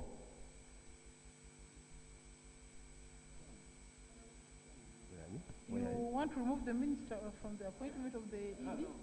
You are taking away the You are emasculating the minister. What is your rationale for this proposal under 2? The justification is following. Mm-hmm. Justification will come. I hope we are on the same page. Clause 8. Substitution of subsection 7 of the Principal Act. Are we there together? Is that where we are? I'm on this page 23 of your report. Exactly. Mm. Clause 8 Yes. on top is amended in the proposed subsection 7. By substituting for subsection 2 the following. 2, the executive director shall be appointed by the board on terms and conditions specified in the instrument of the appointment. Subject for discussion. B, by substituting for subsection 6D the following. Before you go there, I wanted to know, you know, what this proposal is doing is that you're removing the minister. He has nothing to do with this appointment. That's what the committee discussed. That's what so it's subject to you want the discussion. minister out of it. You should not appoint the... How will the minister... That's what the committee advanced. No, that's why I wanted the rationale. What's We the are, rationale? we are going to justify this down there. Justification is down there. After reading this, I will write the justification. B, by substituting for subsection 6D the following. He or she is removed from office by the board for 1, inability to perform the functions of his or her office arising from infirmity of body or mind. 2, abuse of office. 3, misbehavior or misconduct. Or 4, incompetence. Justification. To require the board to appoint and remove the executive director instead of the minister for ease of supervision.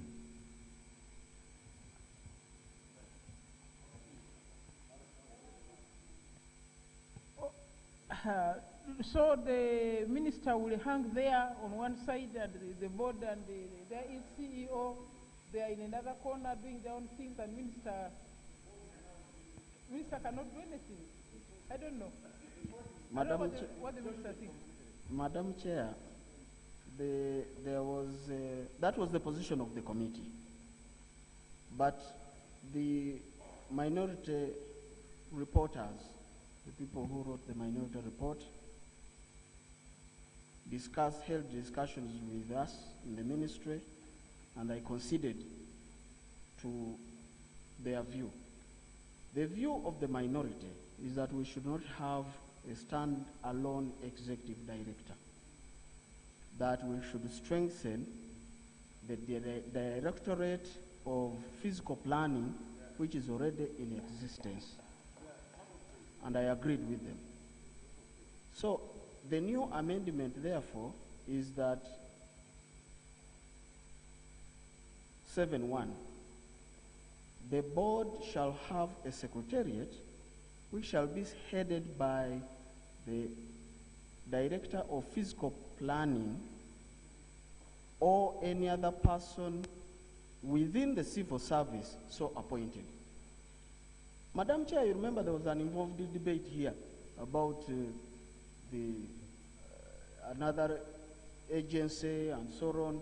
So to avoid all that controversy, we have agreed that we should strengthen the existing office of the Director of Physical Planning, who, under the current law, actually, serves as the secretary to the current board. So the amendment, therefore, will be that the board shall have a secretariat which shall be headed by the Director of Physical Planning or any other person within the civil service so appointed. And then we will be able to make amendments with that refer to executive director to be removed, and we have the secretary of the board, who is the director of physical planning, to head the secretariat. Madam Chair. First of all, I want to thank the minister for conceding, but we don't want to say that any other person in public service or civil service, they can bring a UPDF or what. We are saying the head of the department of physical planning or any person within the physical planning whom he has delegated. Yes, so that the minister is there, is commanding the PS, and the PS commands the director. So that's not any other person in the civil service. We may end up getting other people. That's our proposal. Thank you, Chair. So does that means the proposal by the chair would collapse? Yeah, the committee position is the first one I communicated to you, which is actually uploaded on the answered. But now, when the minister met the minority group, I wasn't there, and they agreed on another position, which he is now communicating on the floor. And I don't know how, Madam Speaker, that one is considered. I don't know. It's now in your discretion, Madam Chair, because the earlier position is the committee position. Yeah.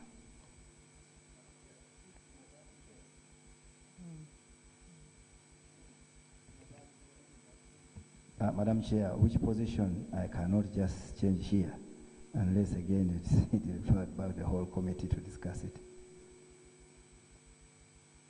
Yeah, maybe let's stand over this and do. Let's stand over this and do the others. But Madam Chair,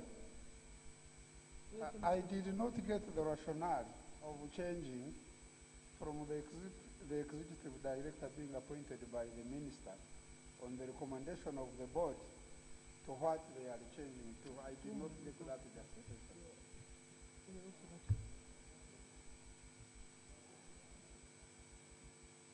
Now, but did the minority report make this proposal? Was that the proposal in your report? Can I have a copy of that report?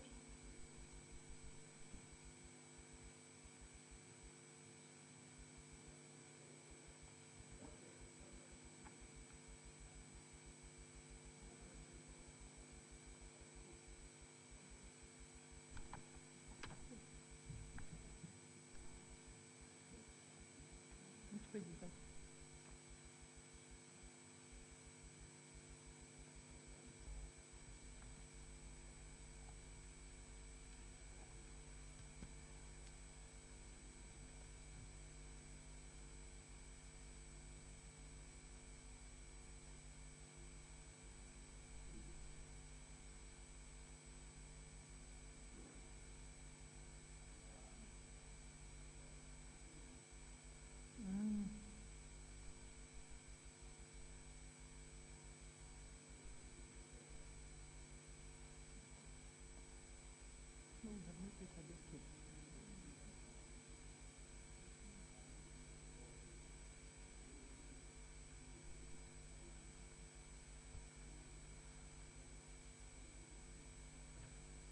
So the minority report had proposed that clause 7 be deleted in its entirety.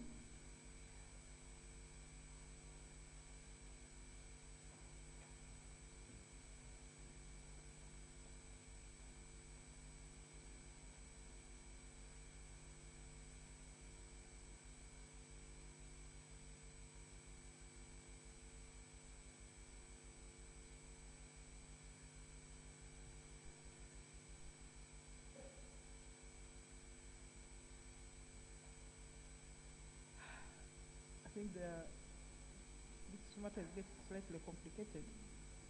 Yes. Madam Speaker, we have seen minority reports coming on the floor of this parliament and usually discussed and voted on and disposed. With due respect to my colleague here, we discussed, yes, restructuring of authorities, but depending on the magnitude and the quantum of work that those authorities are doing. With a country whereby you find toilets facing into the mansions, roads as small as 2 meters going to the Paris of Kabaka, everything messed up. And in the whole country, I think the initial idea and concept of creating a separate body to deal with that big problem we have in this country was the right choice. Was the right choice, Madam Speaker? I beg that we can stand it over, but the minority report, we vote on it. We vote on it, it is disposed, but we go with what the executive had decided. I beg, Madam Speaker. Madam Chair, Honourable Minister, what he's talking, you know, he was not here when the Prime Minister initially conceded. The minister in charge of the ministry has conceded. Now the Honourable Minister of Karamoja is taking us behind. So, Madam Chair, we have seen authorities here. How many times, Madam Speaker, you have talked about degradation of wetlands? But when you go to these developers, they have clearance from ED of UNEMA. How many times? And members, let us consider the people who are working in public service. Honourable Minister for Karamoja, if you want, then just kill this ministry of lands. Yes, I take the information. My brother, I want to thank you so much. In 2017, in 2017, all authorities in Uganda spent over 90 billion on just tea, taking tea, refreshments, over 90 billion. And the second information I want to give you, my brother, because of that expenditure, and at the same time, that's why the president was very, very specific. And even last week, the other week when the Prime Minister was here, it was very clear that the government is restructuring. Now, because the government is restructuring, we don't need to create more entities, then which government is going to, again, to throw away. I thank you so much. Madam Chair, with due respect to my colleague, the senior colleague, the minister, we are at the committee stage. And he's senior than me to know that actually he cannot demand for voting on a report at a committee stage. So I'm only wondering whether it is procedurally right for us even to accommodate his argument at the committee stage, or he should follow off the way and proceed with the bill as for the business of Parliament order paper. Maybe No. if he can recommit if he thinks he wants to. No, honourable members, you know, yes, Honourable Mede.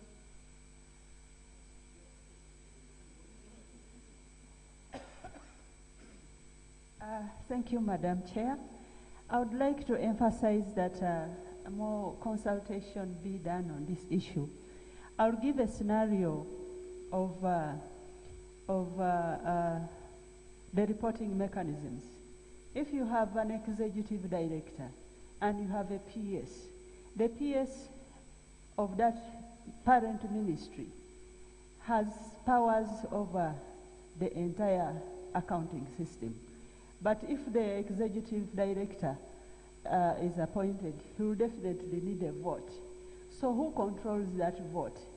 I'll give you an example where a directorate was created in Internal Affairs and Immigration, and we have a PS for Internal Affairs. And there was a lot of pulling of who controls what, decisions are brought to a halt, and a lot of conflict in the working relationship. So it creates a distortion in the reporting mechanism. Thank you. Now, honour members, I just want us to, I don't want to be part of a discordant law. So I want to ask that we sleep over this matter, because the minority report says something different from what the minister is proposing. And also the committee is also proposing something different. So let's sleep on it. We review what we have passed and see how to, because even me now, I have this is from the minority, this is from the minister, the committee also says something different. We can complete it tomorrow. We can complete tomorrow. So let's stand over 8 and 9. 8 and 9. Maybe we can go to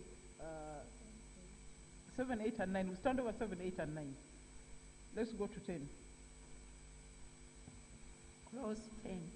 Remember, put the question at clause 10. Is there an amendment there? No? Put the question that clause 10. Do stand. There is?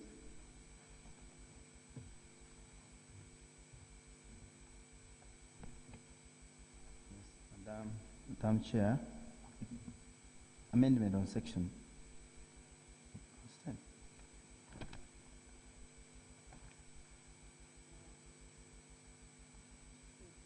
Yeah. Insertion of a new clause. Insert a new clause immediately after clause 10 as follows.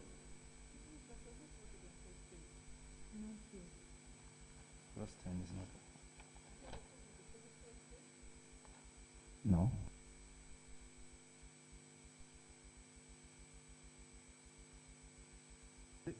Clause 10 do stand part of the bill.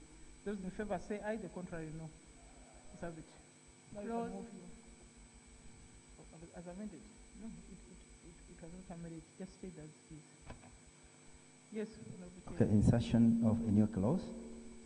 Insert a new clause immediately after clause 10 as follows. Amendment of section 10 of the Principal Act. The Principal Act amended section 10A by substituting for paragraph A as the following. A, to prepare district physical development plans through its officers, agents, or any qualified physical planners. B, by inserting immediately after paragraph H the following. Roman 1, to recommend to the district council district physical development plans for approval by the board. J, to recommend to the district council the approval of sub-county physical development plans. Justification. Roman 1, to clearly define the function of the district physical planning committee in relation to preparation of the district physical development plans. Roman 2, to harmonize the provision with section 25 of the Principal Act. The responsibility of costing preparation of the local physical development plans lies with the sub-county council and not the district physical planning committee. Submit. Now, honour members,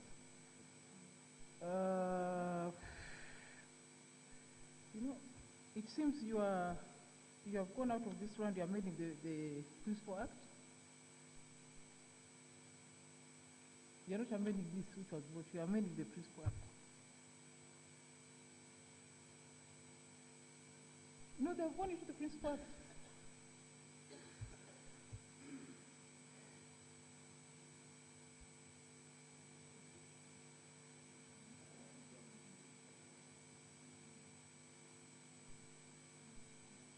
Because you are supposed to be amending this one.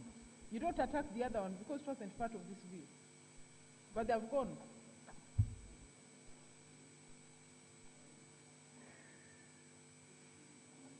I think, Honour Minister. This is a new insertion, Madam Chair. But you are going into the Principal Act directly, not the bill.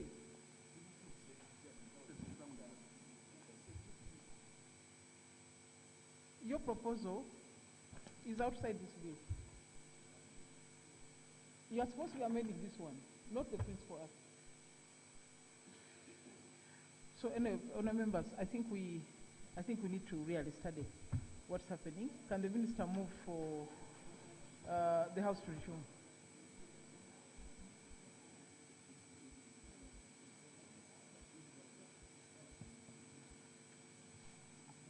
Motion.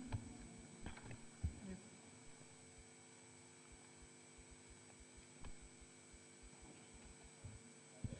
Madam Chair, I beg to move that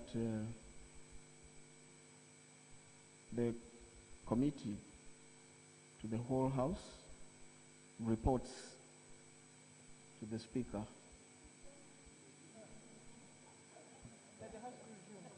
And the House does resume. I beg to move. Report from the Committee of the House. Honour members, I put the question that the House do resume, and the report, the Committee of the whole House do report there too. Those in favour say aye, the contrary no. I have it.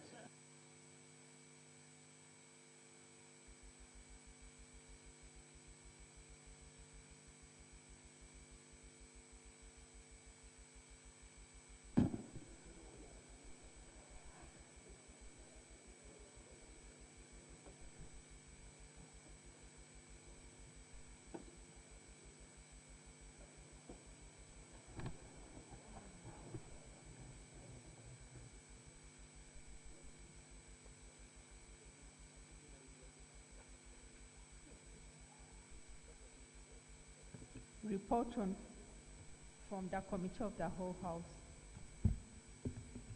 Madam Speaker, the Committee of the whole House considered the Physical Planning Amendment Bill 2018 from clause 1 to clause 8. And yes, stood over 7, 8, and 9. Stood over 7. No. 7 we passed.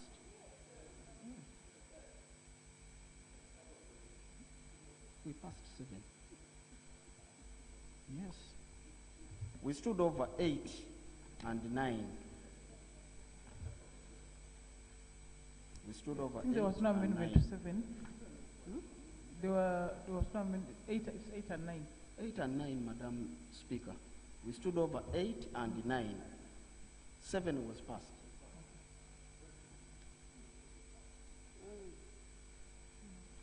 That's my report, Madam Speaker, to the House.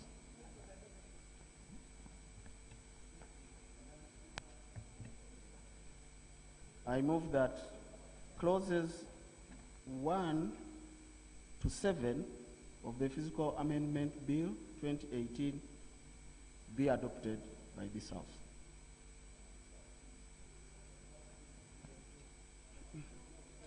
We are 7 is where we were debating whether it's an ED or a director or a national physical director. That's where the three positions were different. 7, 8, and 9 was stood over. 7, 8, and 9. 7 and 8, and Madam Speaker, was stood over. Members have put the question that the report be adopted. Those in favor say aye, the contrary no.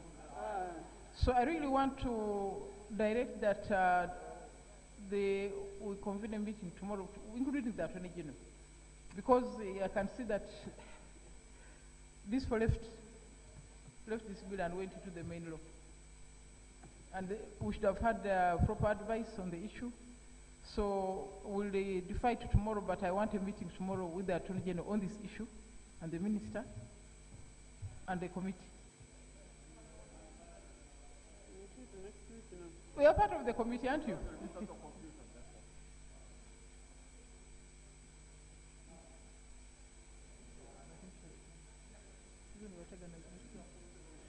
Okay, honourable members, this matter is for tomorrow, but let's look at it more closely before we proceed.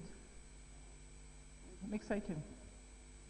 Item 11 on the order paper, motion for a resolution of Parliament to authorize government to borrow US dollars 456,370,000 from the Exim Bank of China to finance the upgrade and construction of National Oil Roads under Package 1, Masindi, Kasanja Park Junction, Changi, Pakwat Junction, Paravulisa Road, Wanseko, Bugungu Roads, Package 2, Hoima, Butiva, Wanseko, and Package 3, Buhimba, Bulamaji, Igayaza, and Kakumiro.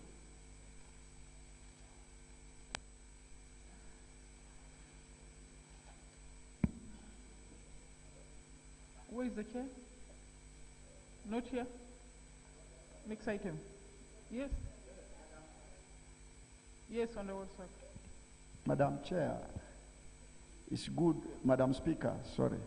It's good the minister is not here because, Madam Speaker, as the government is borrowing for the oils, we brought the issue of the Eastern Road and the minister has not come here. And one of the MPs from Western Uganda on a matter of national concern, he said Total has packed. Yes, he was here, the MP of the Archbishop of Church of Uganda. He said Total is packing and others. So I think, Madam Speaker, before the Minister of Finance and the Minister of Works comes, and even the Prime Minister to tell us, we don't want to put in more money in terms of oil when the people who are supposed to extract oil, they are packing and our villagers have not been paid. But also we have pending issues, especially the road which I requested and you directed that the minister comes here on Tuesday. The minister hasn't come and the Prime Minister. So since the minister is not there, we pray that they come and explain to us the issue of Kampala, Kampala Ginger, and also the parking of the Total, because we are putting in and the other people who were building to transport the oil are parking their machines. That is what I wanted, Madam Chair.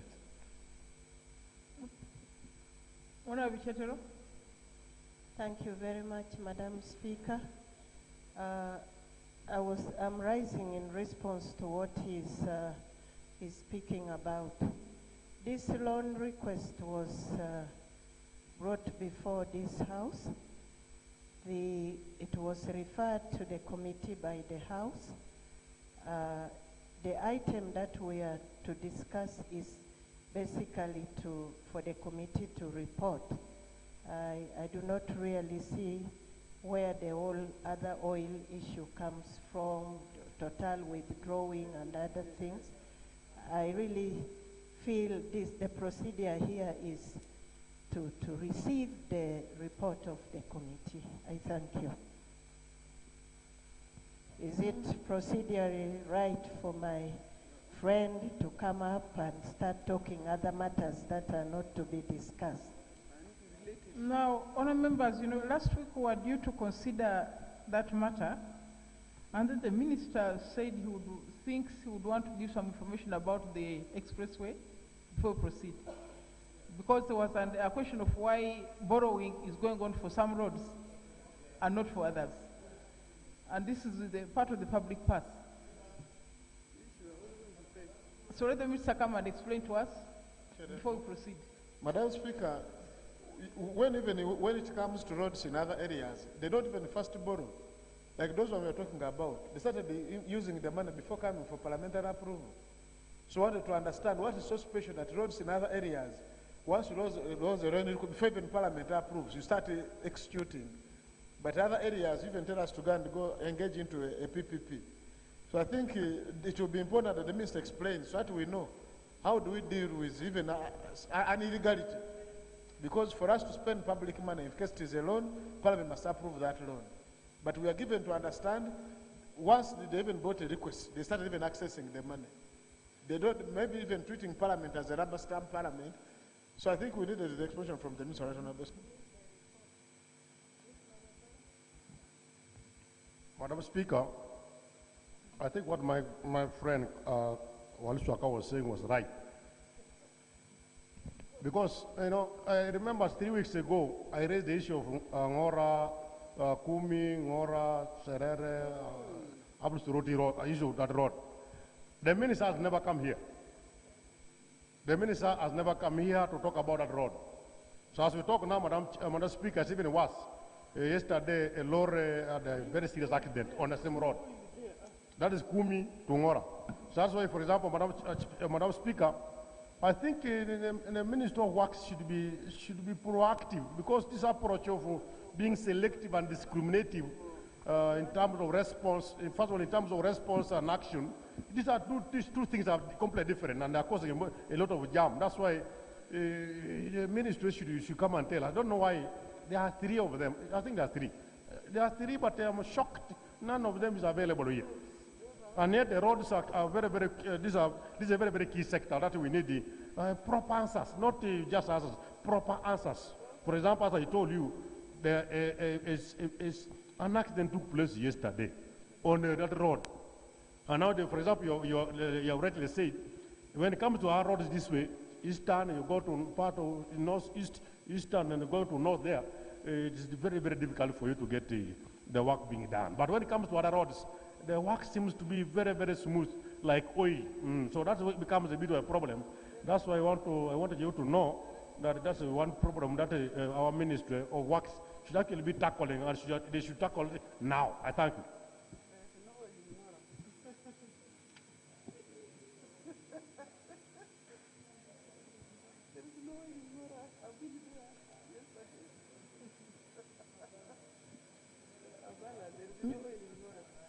Madam Chair, Madam Speaker, you know, we come here with a lot of pain. You remember I've sung about Busoro Hospital, only 6 billion. The donors brought money, it's rotting. The minister says it doesn't have money. 6 billion only. People are dying. Now the road, Honourable Minister of Finance, he was here and I think he went. So, Madam Speaker, I want to request that the minister comes, gives a status of the Ginger Express Highway and the other roads, and also the Minister of Finance, this is the one going to borrow.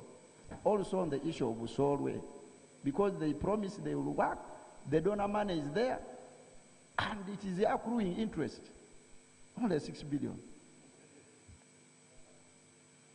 Honourable members, I just draw your attention to Objective 12 of the National Directive Principles of State Policy. The state is to take necessary measures to bring about balanced development of the different areas of Uganda and within the rural and the urban areas. Yes, Minister. Jinja, Kampala Expressway, PPP, loan, what financing? We want to know. Before we consider this other loan,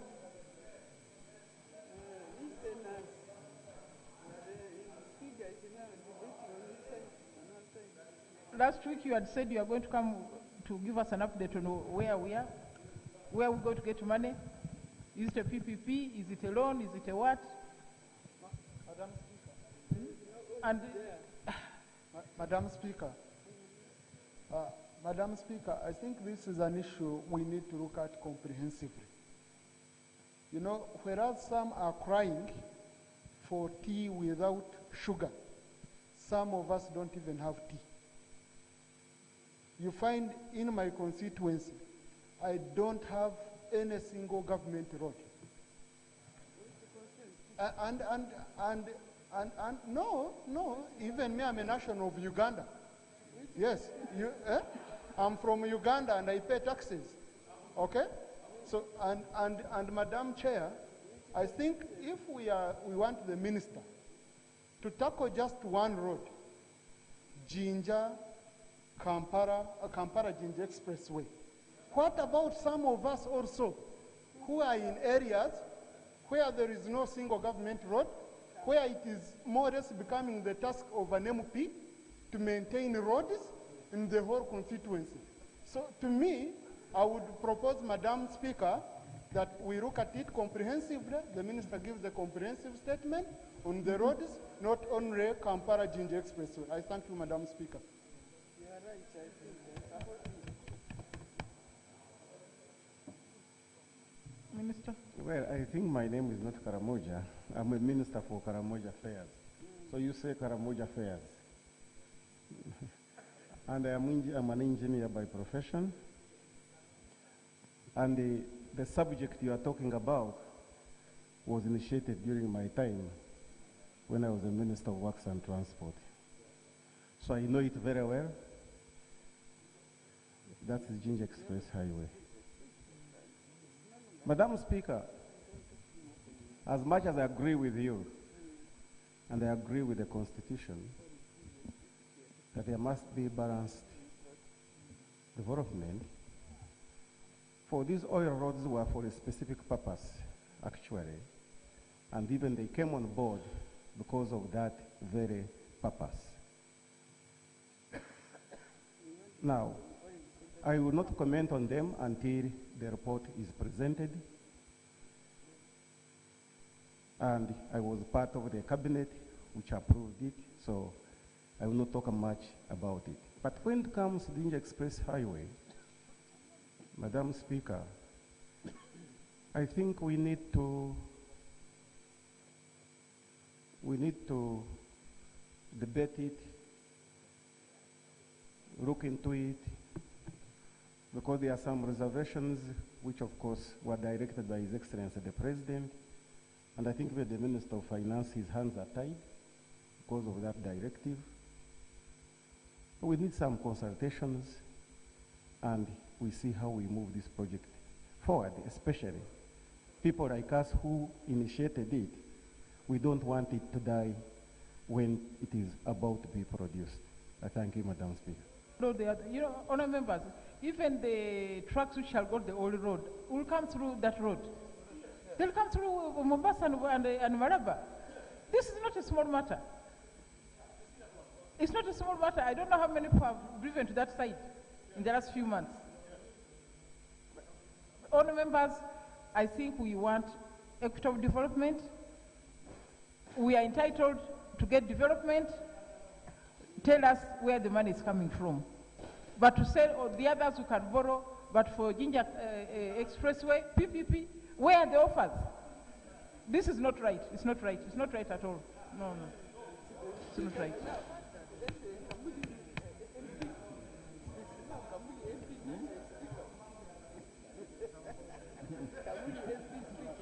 So, Madam Speaker, it is true that last time I stood on this floor to say that I'll come back to give you information.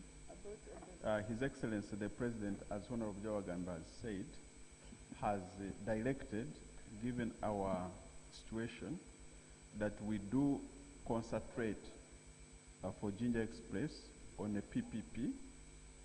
It is worked on, but we use the PPP route, not borrowing. So, Madam Speaker, with your permission, given that the President has, and I think also he copied to you this letter, given that has written, it will be appropriate that we do consult on this matter, and then we consult him again and express what we have found in Parliament and maybe come back. But at the moment... Honourable members, you know, I wish really this country would be fair to each other. In the recent past, there are other roads which the President has given out on one basis, less than a month ago. There's a misunderstanding here. Madam Speaker, well, I don't want to talk for Minister of Works and Transport, but I'm talking to somebody who has got the memory, the institutional memory of that project. I will look at it from that context, not as... The Jinja Kampala Express? Yes, not as a minister. That project started in 2014. The concept, of course, came from 2009. And how it started, yes. So how it started, of course you know very well, because of the traffic congestion on that road. Actually, there is no longer traffic congestion on that road. It is what we call the gridlock on that road. Gridlock, which means even the vehicles may not even move. You can even spend the whole day there. Secondly, the actual road designs for that road, they have gone beyond even the repairing or any other design that is known other than cement concrete road. It is the one which can handle those axle roads. Therefore, to ease the movement of the vehicles there, you have to distribute the axle roads. And how do you distribute them? By creating highway, so that there are many lanes, they can move in different lanes. So you distribute those axle roads. And that's the concept. But the concept, because it's a very expensive road, it came in two forms. It was either to be a BOT, build, operate, and transfer. In this case, purely private, 100%. Without government injecting in money. It is like a concession, and you usually give them, these roads, usually the concession is between 20 to 35 years, so that the private sector can recoup their money through the tolling system. The second option we looked at, it was a PP. And now, a PP, now the first option, it has got its own disadvantages and advantages. Whereas the government is not injecting in money, but the private player can hike the fees that the users may not afford to use that road. And once they fail to use that road, it becomes a white elephant, and there is a problem there. And usually these private people, they try to avoid that. The second one is a PP. Now I want to explain to you so that when we are going to negotiate or to go to meet the president, you have got the facts in your head. Then the second option, because I'm telling you the options have been two which have been on board. There have never been another. Allow the minister to explain. Yes. He was the minister in charge of that sector. The options have been only two since inception of this road. The second option that we have been pursuing, was public-private, whereby the government of money borrows money, teams up together with a private player. In this case, the user fee will be minimum and affordable, and it can be recouped through the toll. And really, that's what the system is worldwide, especially on very big infrastructure where governments don't have that money to invest in that infrastructure. Even in America, they have got PPs everywhere, and it's the only way to go. And that was the best option. But as we were discussing, the president said, cabinet members, I think somebody can do this road on BOT. I therefore direct that you first, let the minister first pursues that option of BOT, whereby the private company can put in money 100%. And that's how his directive is, I think. I'm not mistaken about that one. But the president has not said, don't borrow for this road, don't do this, but he has said, pursue that option. If that option fails, of course, we are going back to borrow the money as it was stated. Honourable members, I think the problem with this government is that even when we raise questions, they don't want to come and explain. Where do you want us to get information from? Where do you want us to go? Madam Speaker, I was a member of infrastructure in 2009 and 2010 when this project was conceived. I was also the chairman of National Economy, and therefore also discussing the financing options. What is not being brought here right now, which is causing all the problems, is the contractors and the dealers who are fighting for this project. The financing mechanism is not a problem. from Sevanakita Unra 1, the time of Nasasira, when Engineer Vyandala came in, you know what was being on the pipeline. When Vyandala came in, when you came in, you know what happened. I don't want to say it here. And now, where we are. In the UNRA 2 of Madam Kajina, they have had a lot of debate, including bids. But even companies which did not bid have gone to State House to say they should be included. Companies which came in when the bid process was closed are saying they can offer solution. It's also not true that a build, own, recover, and transfer is an expensive option. It's actually the cheapest. Because a private concessionaire makes a long-lasting road to reduce maintenance cost, because maintenance is his. So Parliament has been kept out of this information, like the other debate we are having earlier of oil. What I think the first problem is these people who are fighting for these tenders, working with the contractors, are misinforming the president, are disturbing UNRA, the minister is a hostage. The minister, I want to repeat, the minister is a hostage in this process. And the Chinese companies now are a cartel. They have chased all other companies because for 8 years, nobody else wins. Is number 6, it is them, so it's a cartel, and they are all government owned. They can go to the embassy and agree who takes what. China Railway 1, 6, and this. So it's a bigger problem, Madam Speaker, that we are just discussing symptoms. Can I therefore, I can take from Right Honorable Speaker, you remember the Ginger and Blamut Road, and where they say that they're going to be constructed under Sogea. It also collapsed on inflation of figures. Because when I was following up as area MP, that how far we go, they told me no, those people were inflating the figures, and the UNRWA negotiation committee failed to accept, and they have collapsed. But this is what they have been promising us, that we are going to work on Jinja and Blamut Road through Sogea. That contract collapsed. So now they are pushing us to another arrangement. Well, when it comes to their place, they just made the request, and they even actually start using the money. Because this Oima Road, they have already started, they have spent the money without even parliamentary approval, which is unirrigated. The information I want to give. Madam Speaker, my prayer. Madam Speaker, Cabinet and Parliament is now a hostage of economic hitmen who are moving around. Yes, I'm stating, and if you give me time, I will come and clarify. The agenda, the order paper, what we are discussing in Parliament, the business wait to be processed here, and the business in Cabinet, it is those tenderers who are on top of agenda.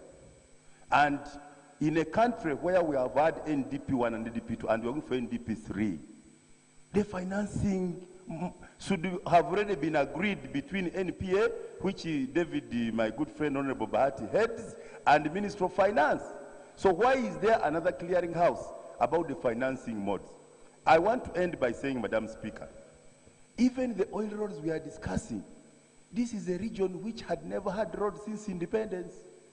Actually, if we had roads, we would have had oil 2011. If we had roads in Bunyoro, if we had 50 kilometers of roads in Bunyoro, we would have had oil 2011. But because we failed to adhere to the constitutional provision, the objectives of the constitution and the principles of regional balance, this place was denied roads. Now you need the oil, you can't get it without roads because it would be very expensive in logistics, it will take a lot of time, equipment would break. Can we look at a country in terms of the national picture, and that Ginger Express Highway is in Vision 2040, supposed to have been financed in NDP1. We are now going to NDP3, the Ginger Express Highway, the lifeline road for all our imports and export is not there because of individual interest against national interest. I submit. So, Honourable Minister of Finance, this issue is serious. And I think we want answers this week. We cannot continue giving money to other parts of the country when you spend 7 hours in a traffic jam just to go to Jinja. Answers will go, I don't know for how many years. It's not fair. It's not fair. It's not fair at all. It's not fair at all. Totally unacceptable. You tell the president we have said it's unacceptable. Enough is enough.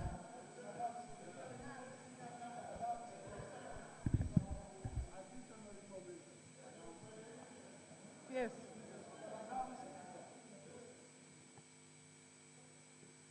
Thank you, Madam Speaker. Madam Speaker, the reason why members of parliament are skeptical about BOT, PP, or PP, that is 3 times, is we have had these projects in Uganda.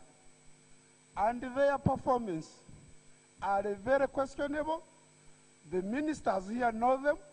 They have been schedules, reschedules, because of some problems associated with them in Uganda here, and it is practically impossible to convince anybody who knows how they have been performing that that is the preferable method of funding an important road of Kampala-Jinja Road or Kampala-Maraba Road. It would not be the best option, definitely knowing what has been happening, because we learn from our history. Thank you. Next item, item 7. Item 7. Bill second reading. The National Graduate Scheme Bill 2018. No, Majegere. Where is the chair? They're not here? Which committee is that? Yes, Honorable. Madam Speaker, we are here. It is Committee of Gender, but Honorable Majegere asked us to hold on. He's still consulting on some issues.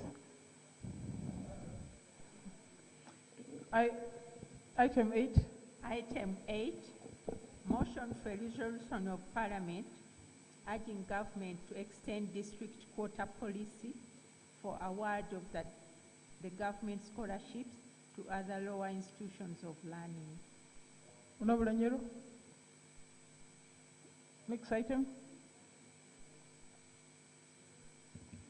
Item 9, motion for adoption of the report of the Committee on Defense and Internal Affairs on the tripartite agreement between the Uganda Police Force, Uganda Land Commission, and Tip Top Investments Limited for the design, construction, and equipping of the Regional Forensic Referral Center, construction of headquarters, and accommodation for the officers.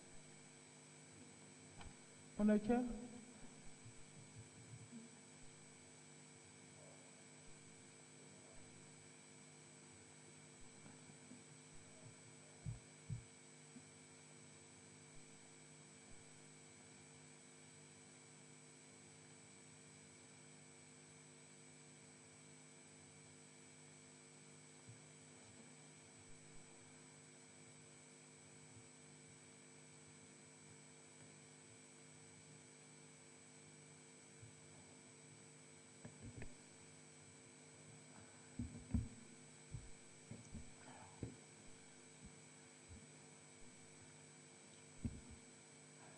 Madam Speaker, report of the Committee on Defense and Internal Affairs on the tripartite agreement between the Uganda Police Force, Uganda Land Commission, and Tip Top Investment Limited for the design, construction, and equipment of a regional forensic referral center, construction of a headquarters, and accommodation for officers.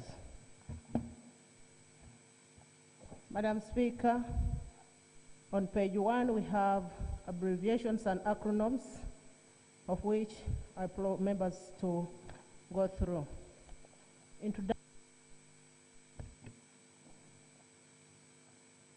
The agreement between Government of Uganda, represented by Uganda Police Force, and Uganda Land Commission and Tip Top Investment Company for design, construction, and equipping of the Regional Forensic Referral Center of Excellence for East African Region, construction of headquarters, and accommodation for officers was laid before the House on the 18th September 2018 by the Minister of State for Internal Affairs, Honorable Mario Obiga Kania, and referred to the Committee on Defense and Internal Affairs for scrutiny in accordance with the Rule 185 of the Rules of Procedure of Parliament. The agreement was laid on table in accordance with Section 34(6) of the Public Finance Management Act 2015, which states that an accounting officer shall not pledge or otherwise encumber the land or any other assets of a vote without the permission of Parliament. Madam Speaker, the committee has considered the agreement and now wishes to report. Background. In 2012, the East African Communities Council of Ministers resolved to have a regional forensic referral center hosted by Uganda. The Regional Forensic Referral Center was to be a center of excellence in forensic services delivery in East Africa, as well as to serve as a focal point of forensic services delivery in East African Community Region, East African Police Chief Cooperation Organization, and African Police Cooperation Organization. The necessity for a forensic referral center in East African Community arose out of the need to: 1. Strengthen the investigation capacity of law enforcement agencies in the East African region. 2. Facilitate other law and order sectors in the administration of justice. 3. Combat the increased sophistication in crime cognizant of its apparent transnational nature, especially terrorism and cybercrime, and investigations of other emerging crimes. The East African Community Fourth Sectoral Council on Interstate Security adopted the recommendation for East African Communities Chief of Police to establish a regional forensic referral center of excellence that would spearhead the harmonization and provision of: 1. Forensic expertise, quality control, and standardization of forensic service delivery. I've just realized that both the ministers involved are not here. As a Minister of Lands, they've all gone. Because I don't know whether we receive it in their absence and then we receive and then. Yes, right, Honourable Speaker, I would propose that I submit the report, and perhaps we stay the debate until the ministers are able to come and we have a discussion. Can you ensure that they are here tomorrow? So, okay, present. Thank you, Right Honourable Speaker. On the third, we have training, research, and strengthening of a forensic service in the region. During a meeting held in Kigali, Rwanda on 23rd and 24th August 2012, the East African Community. Right Honourable Speaker, with due respect, I thank you. Right Honourable Speaker, this is a report that is fairly contentious, that has even attracted a minority report, that in some aspects we will even require the Attorney General to be around, the Minister of Lands, the Minister of Internal Affairs, and if we read and make a case for those arguments, and then the debate will come the other day, and they have not listened in, I don't think they will be in a position to adequately respond. We'll do double work the next day. My humble prayer as a procedure is that it will save a lot of our time if we did this work in one go.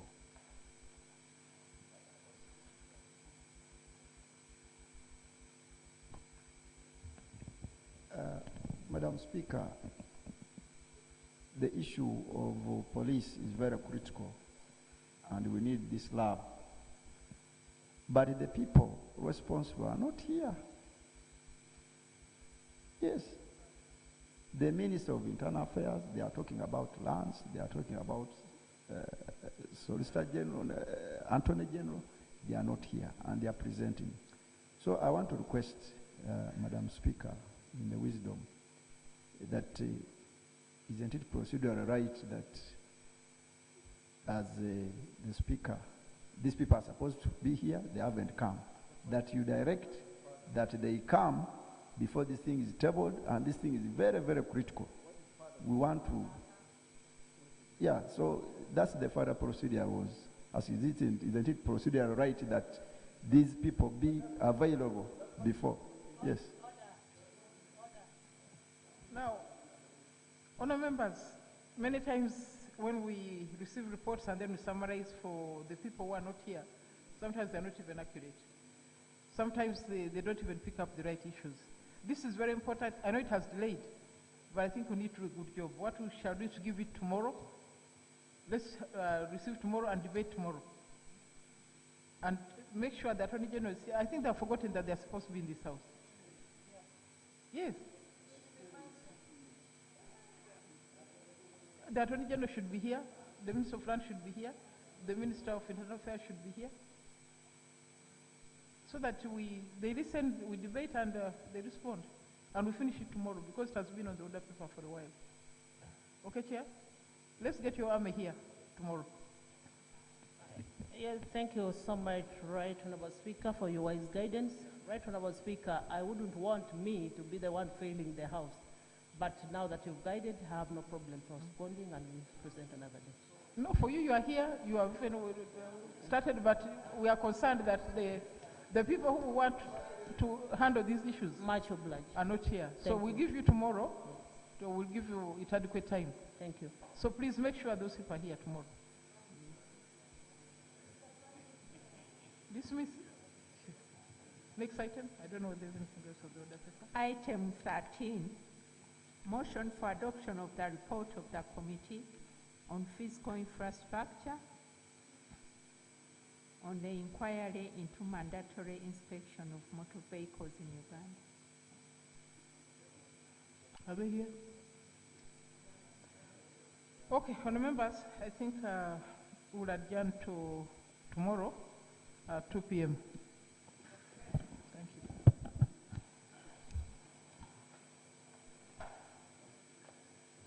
you. Like tourism.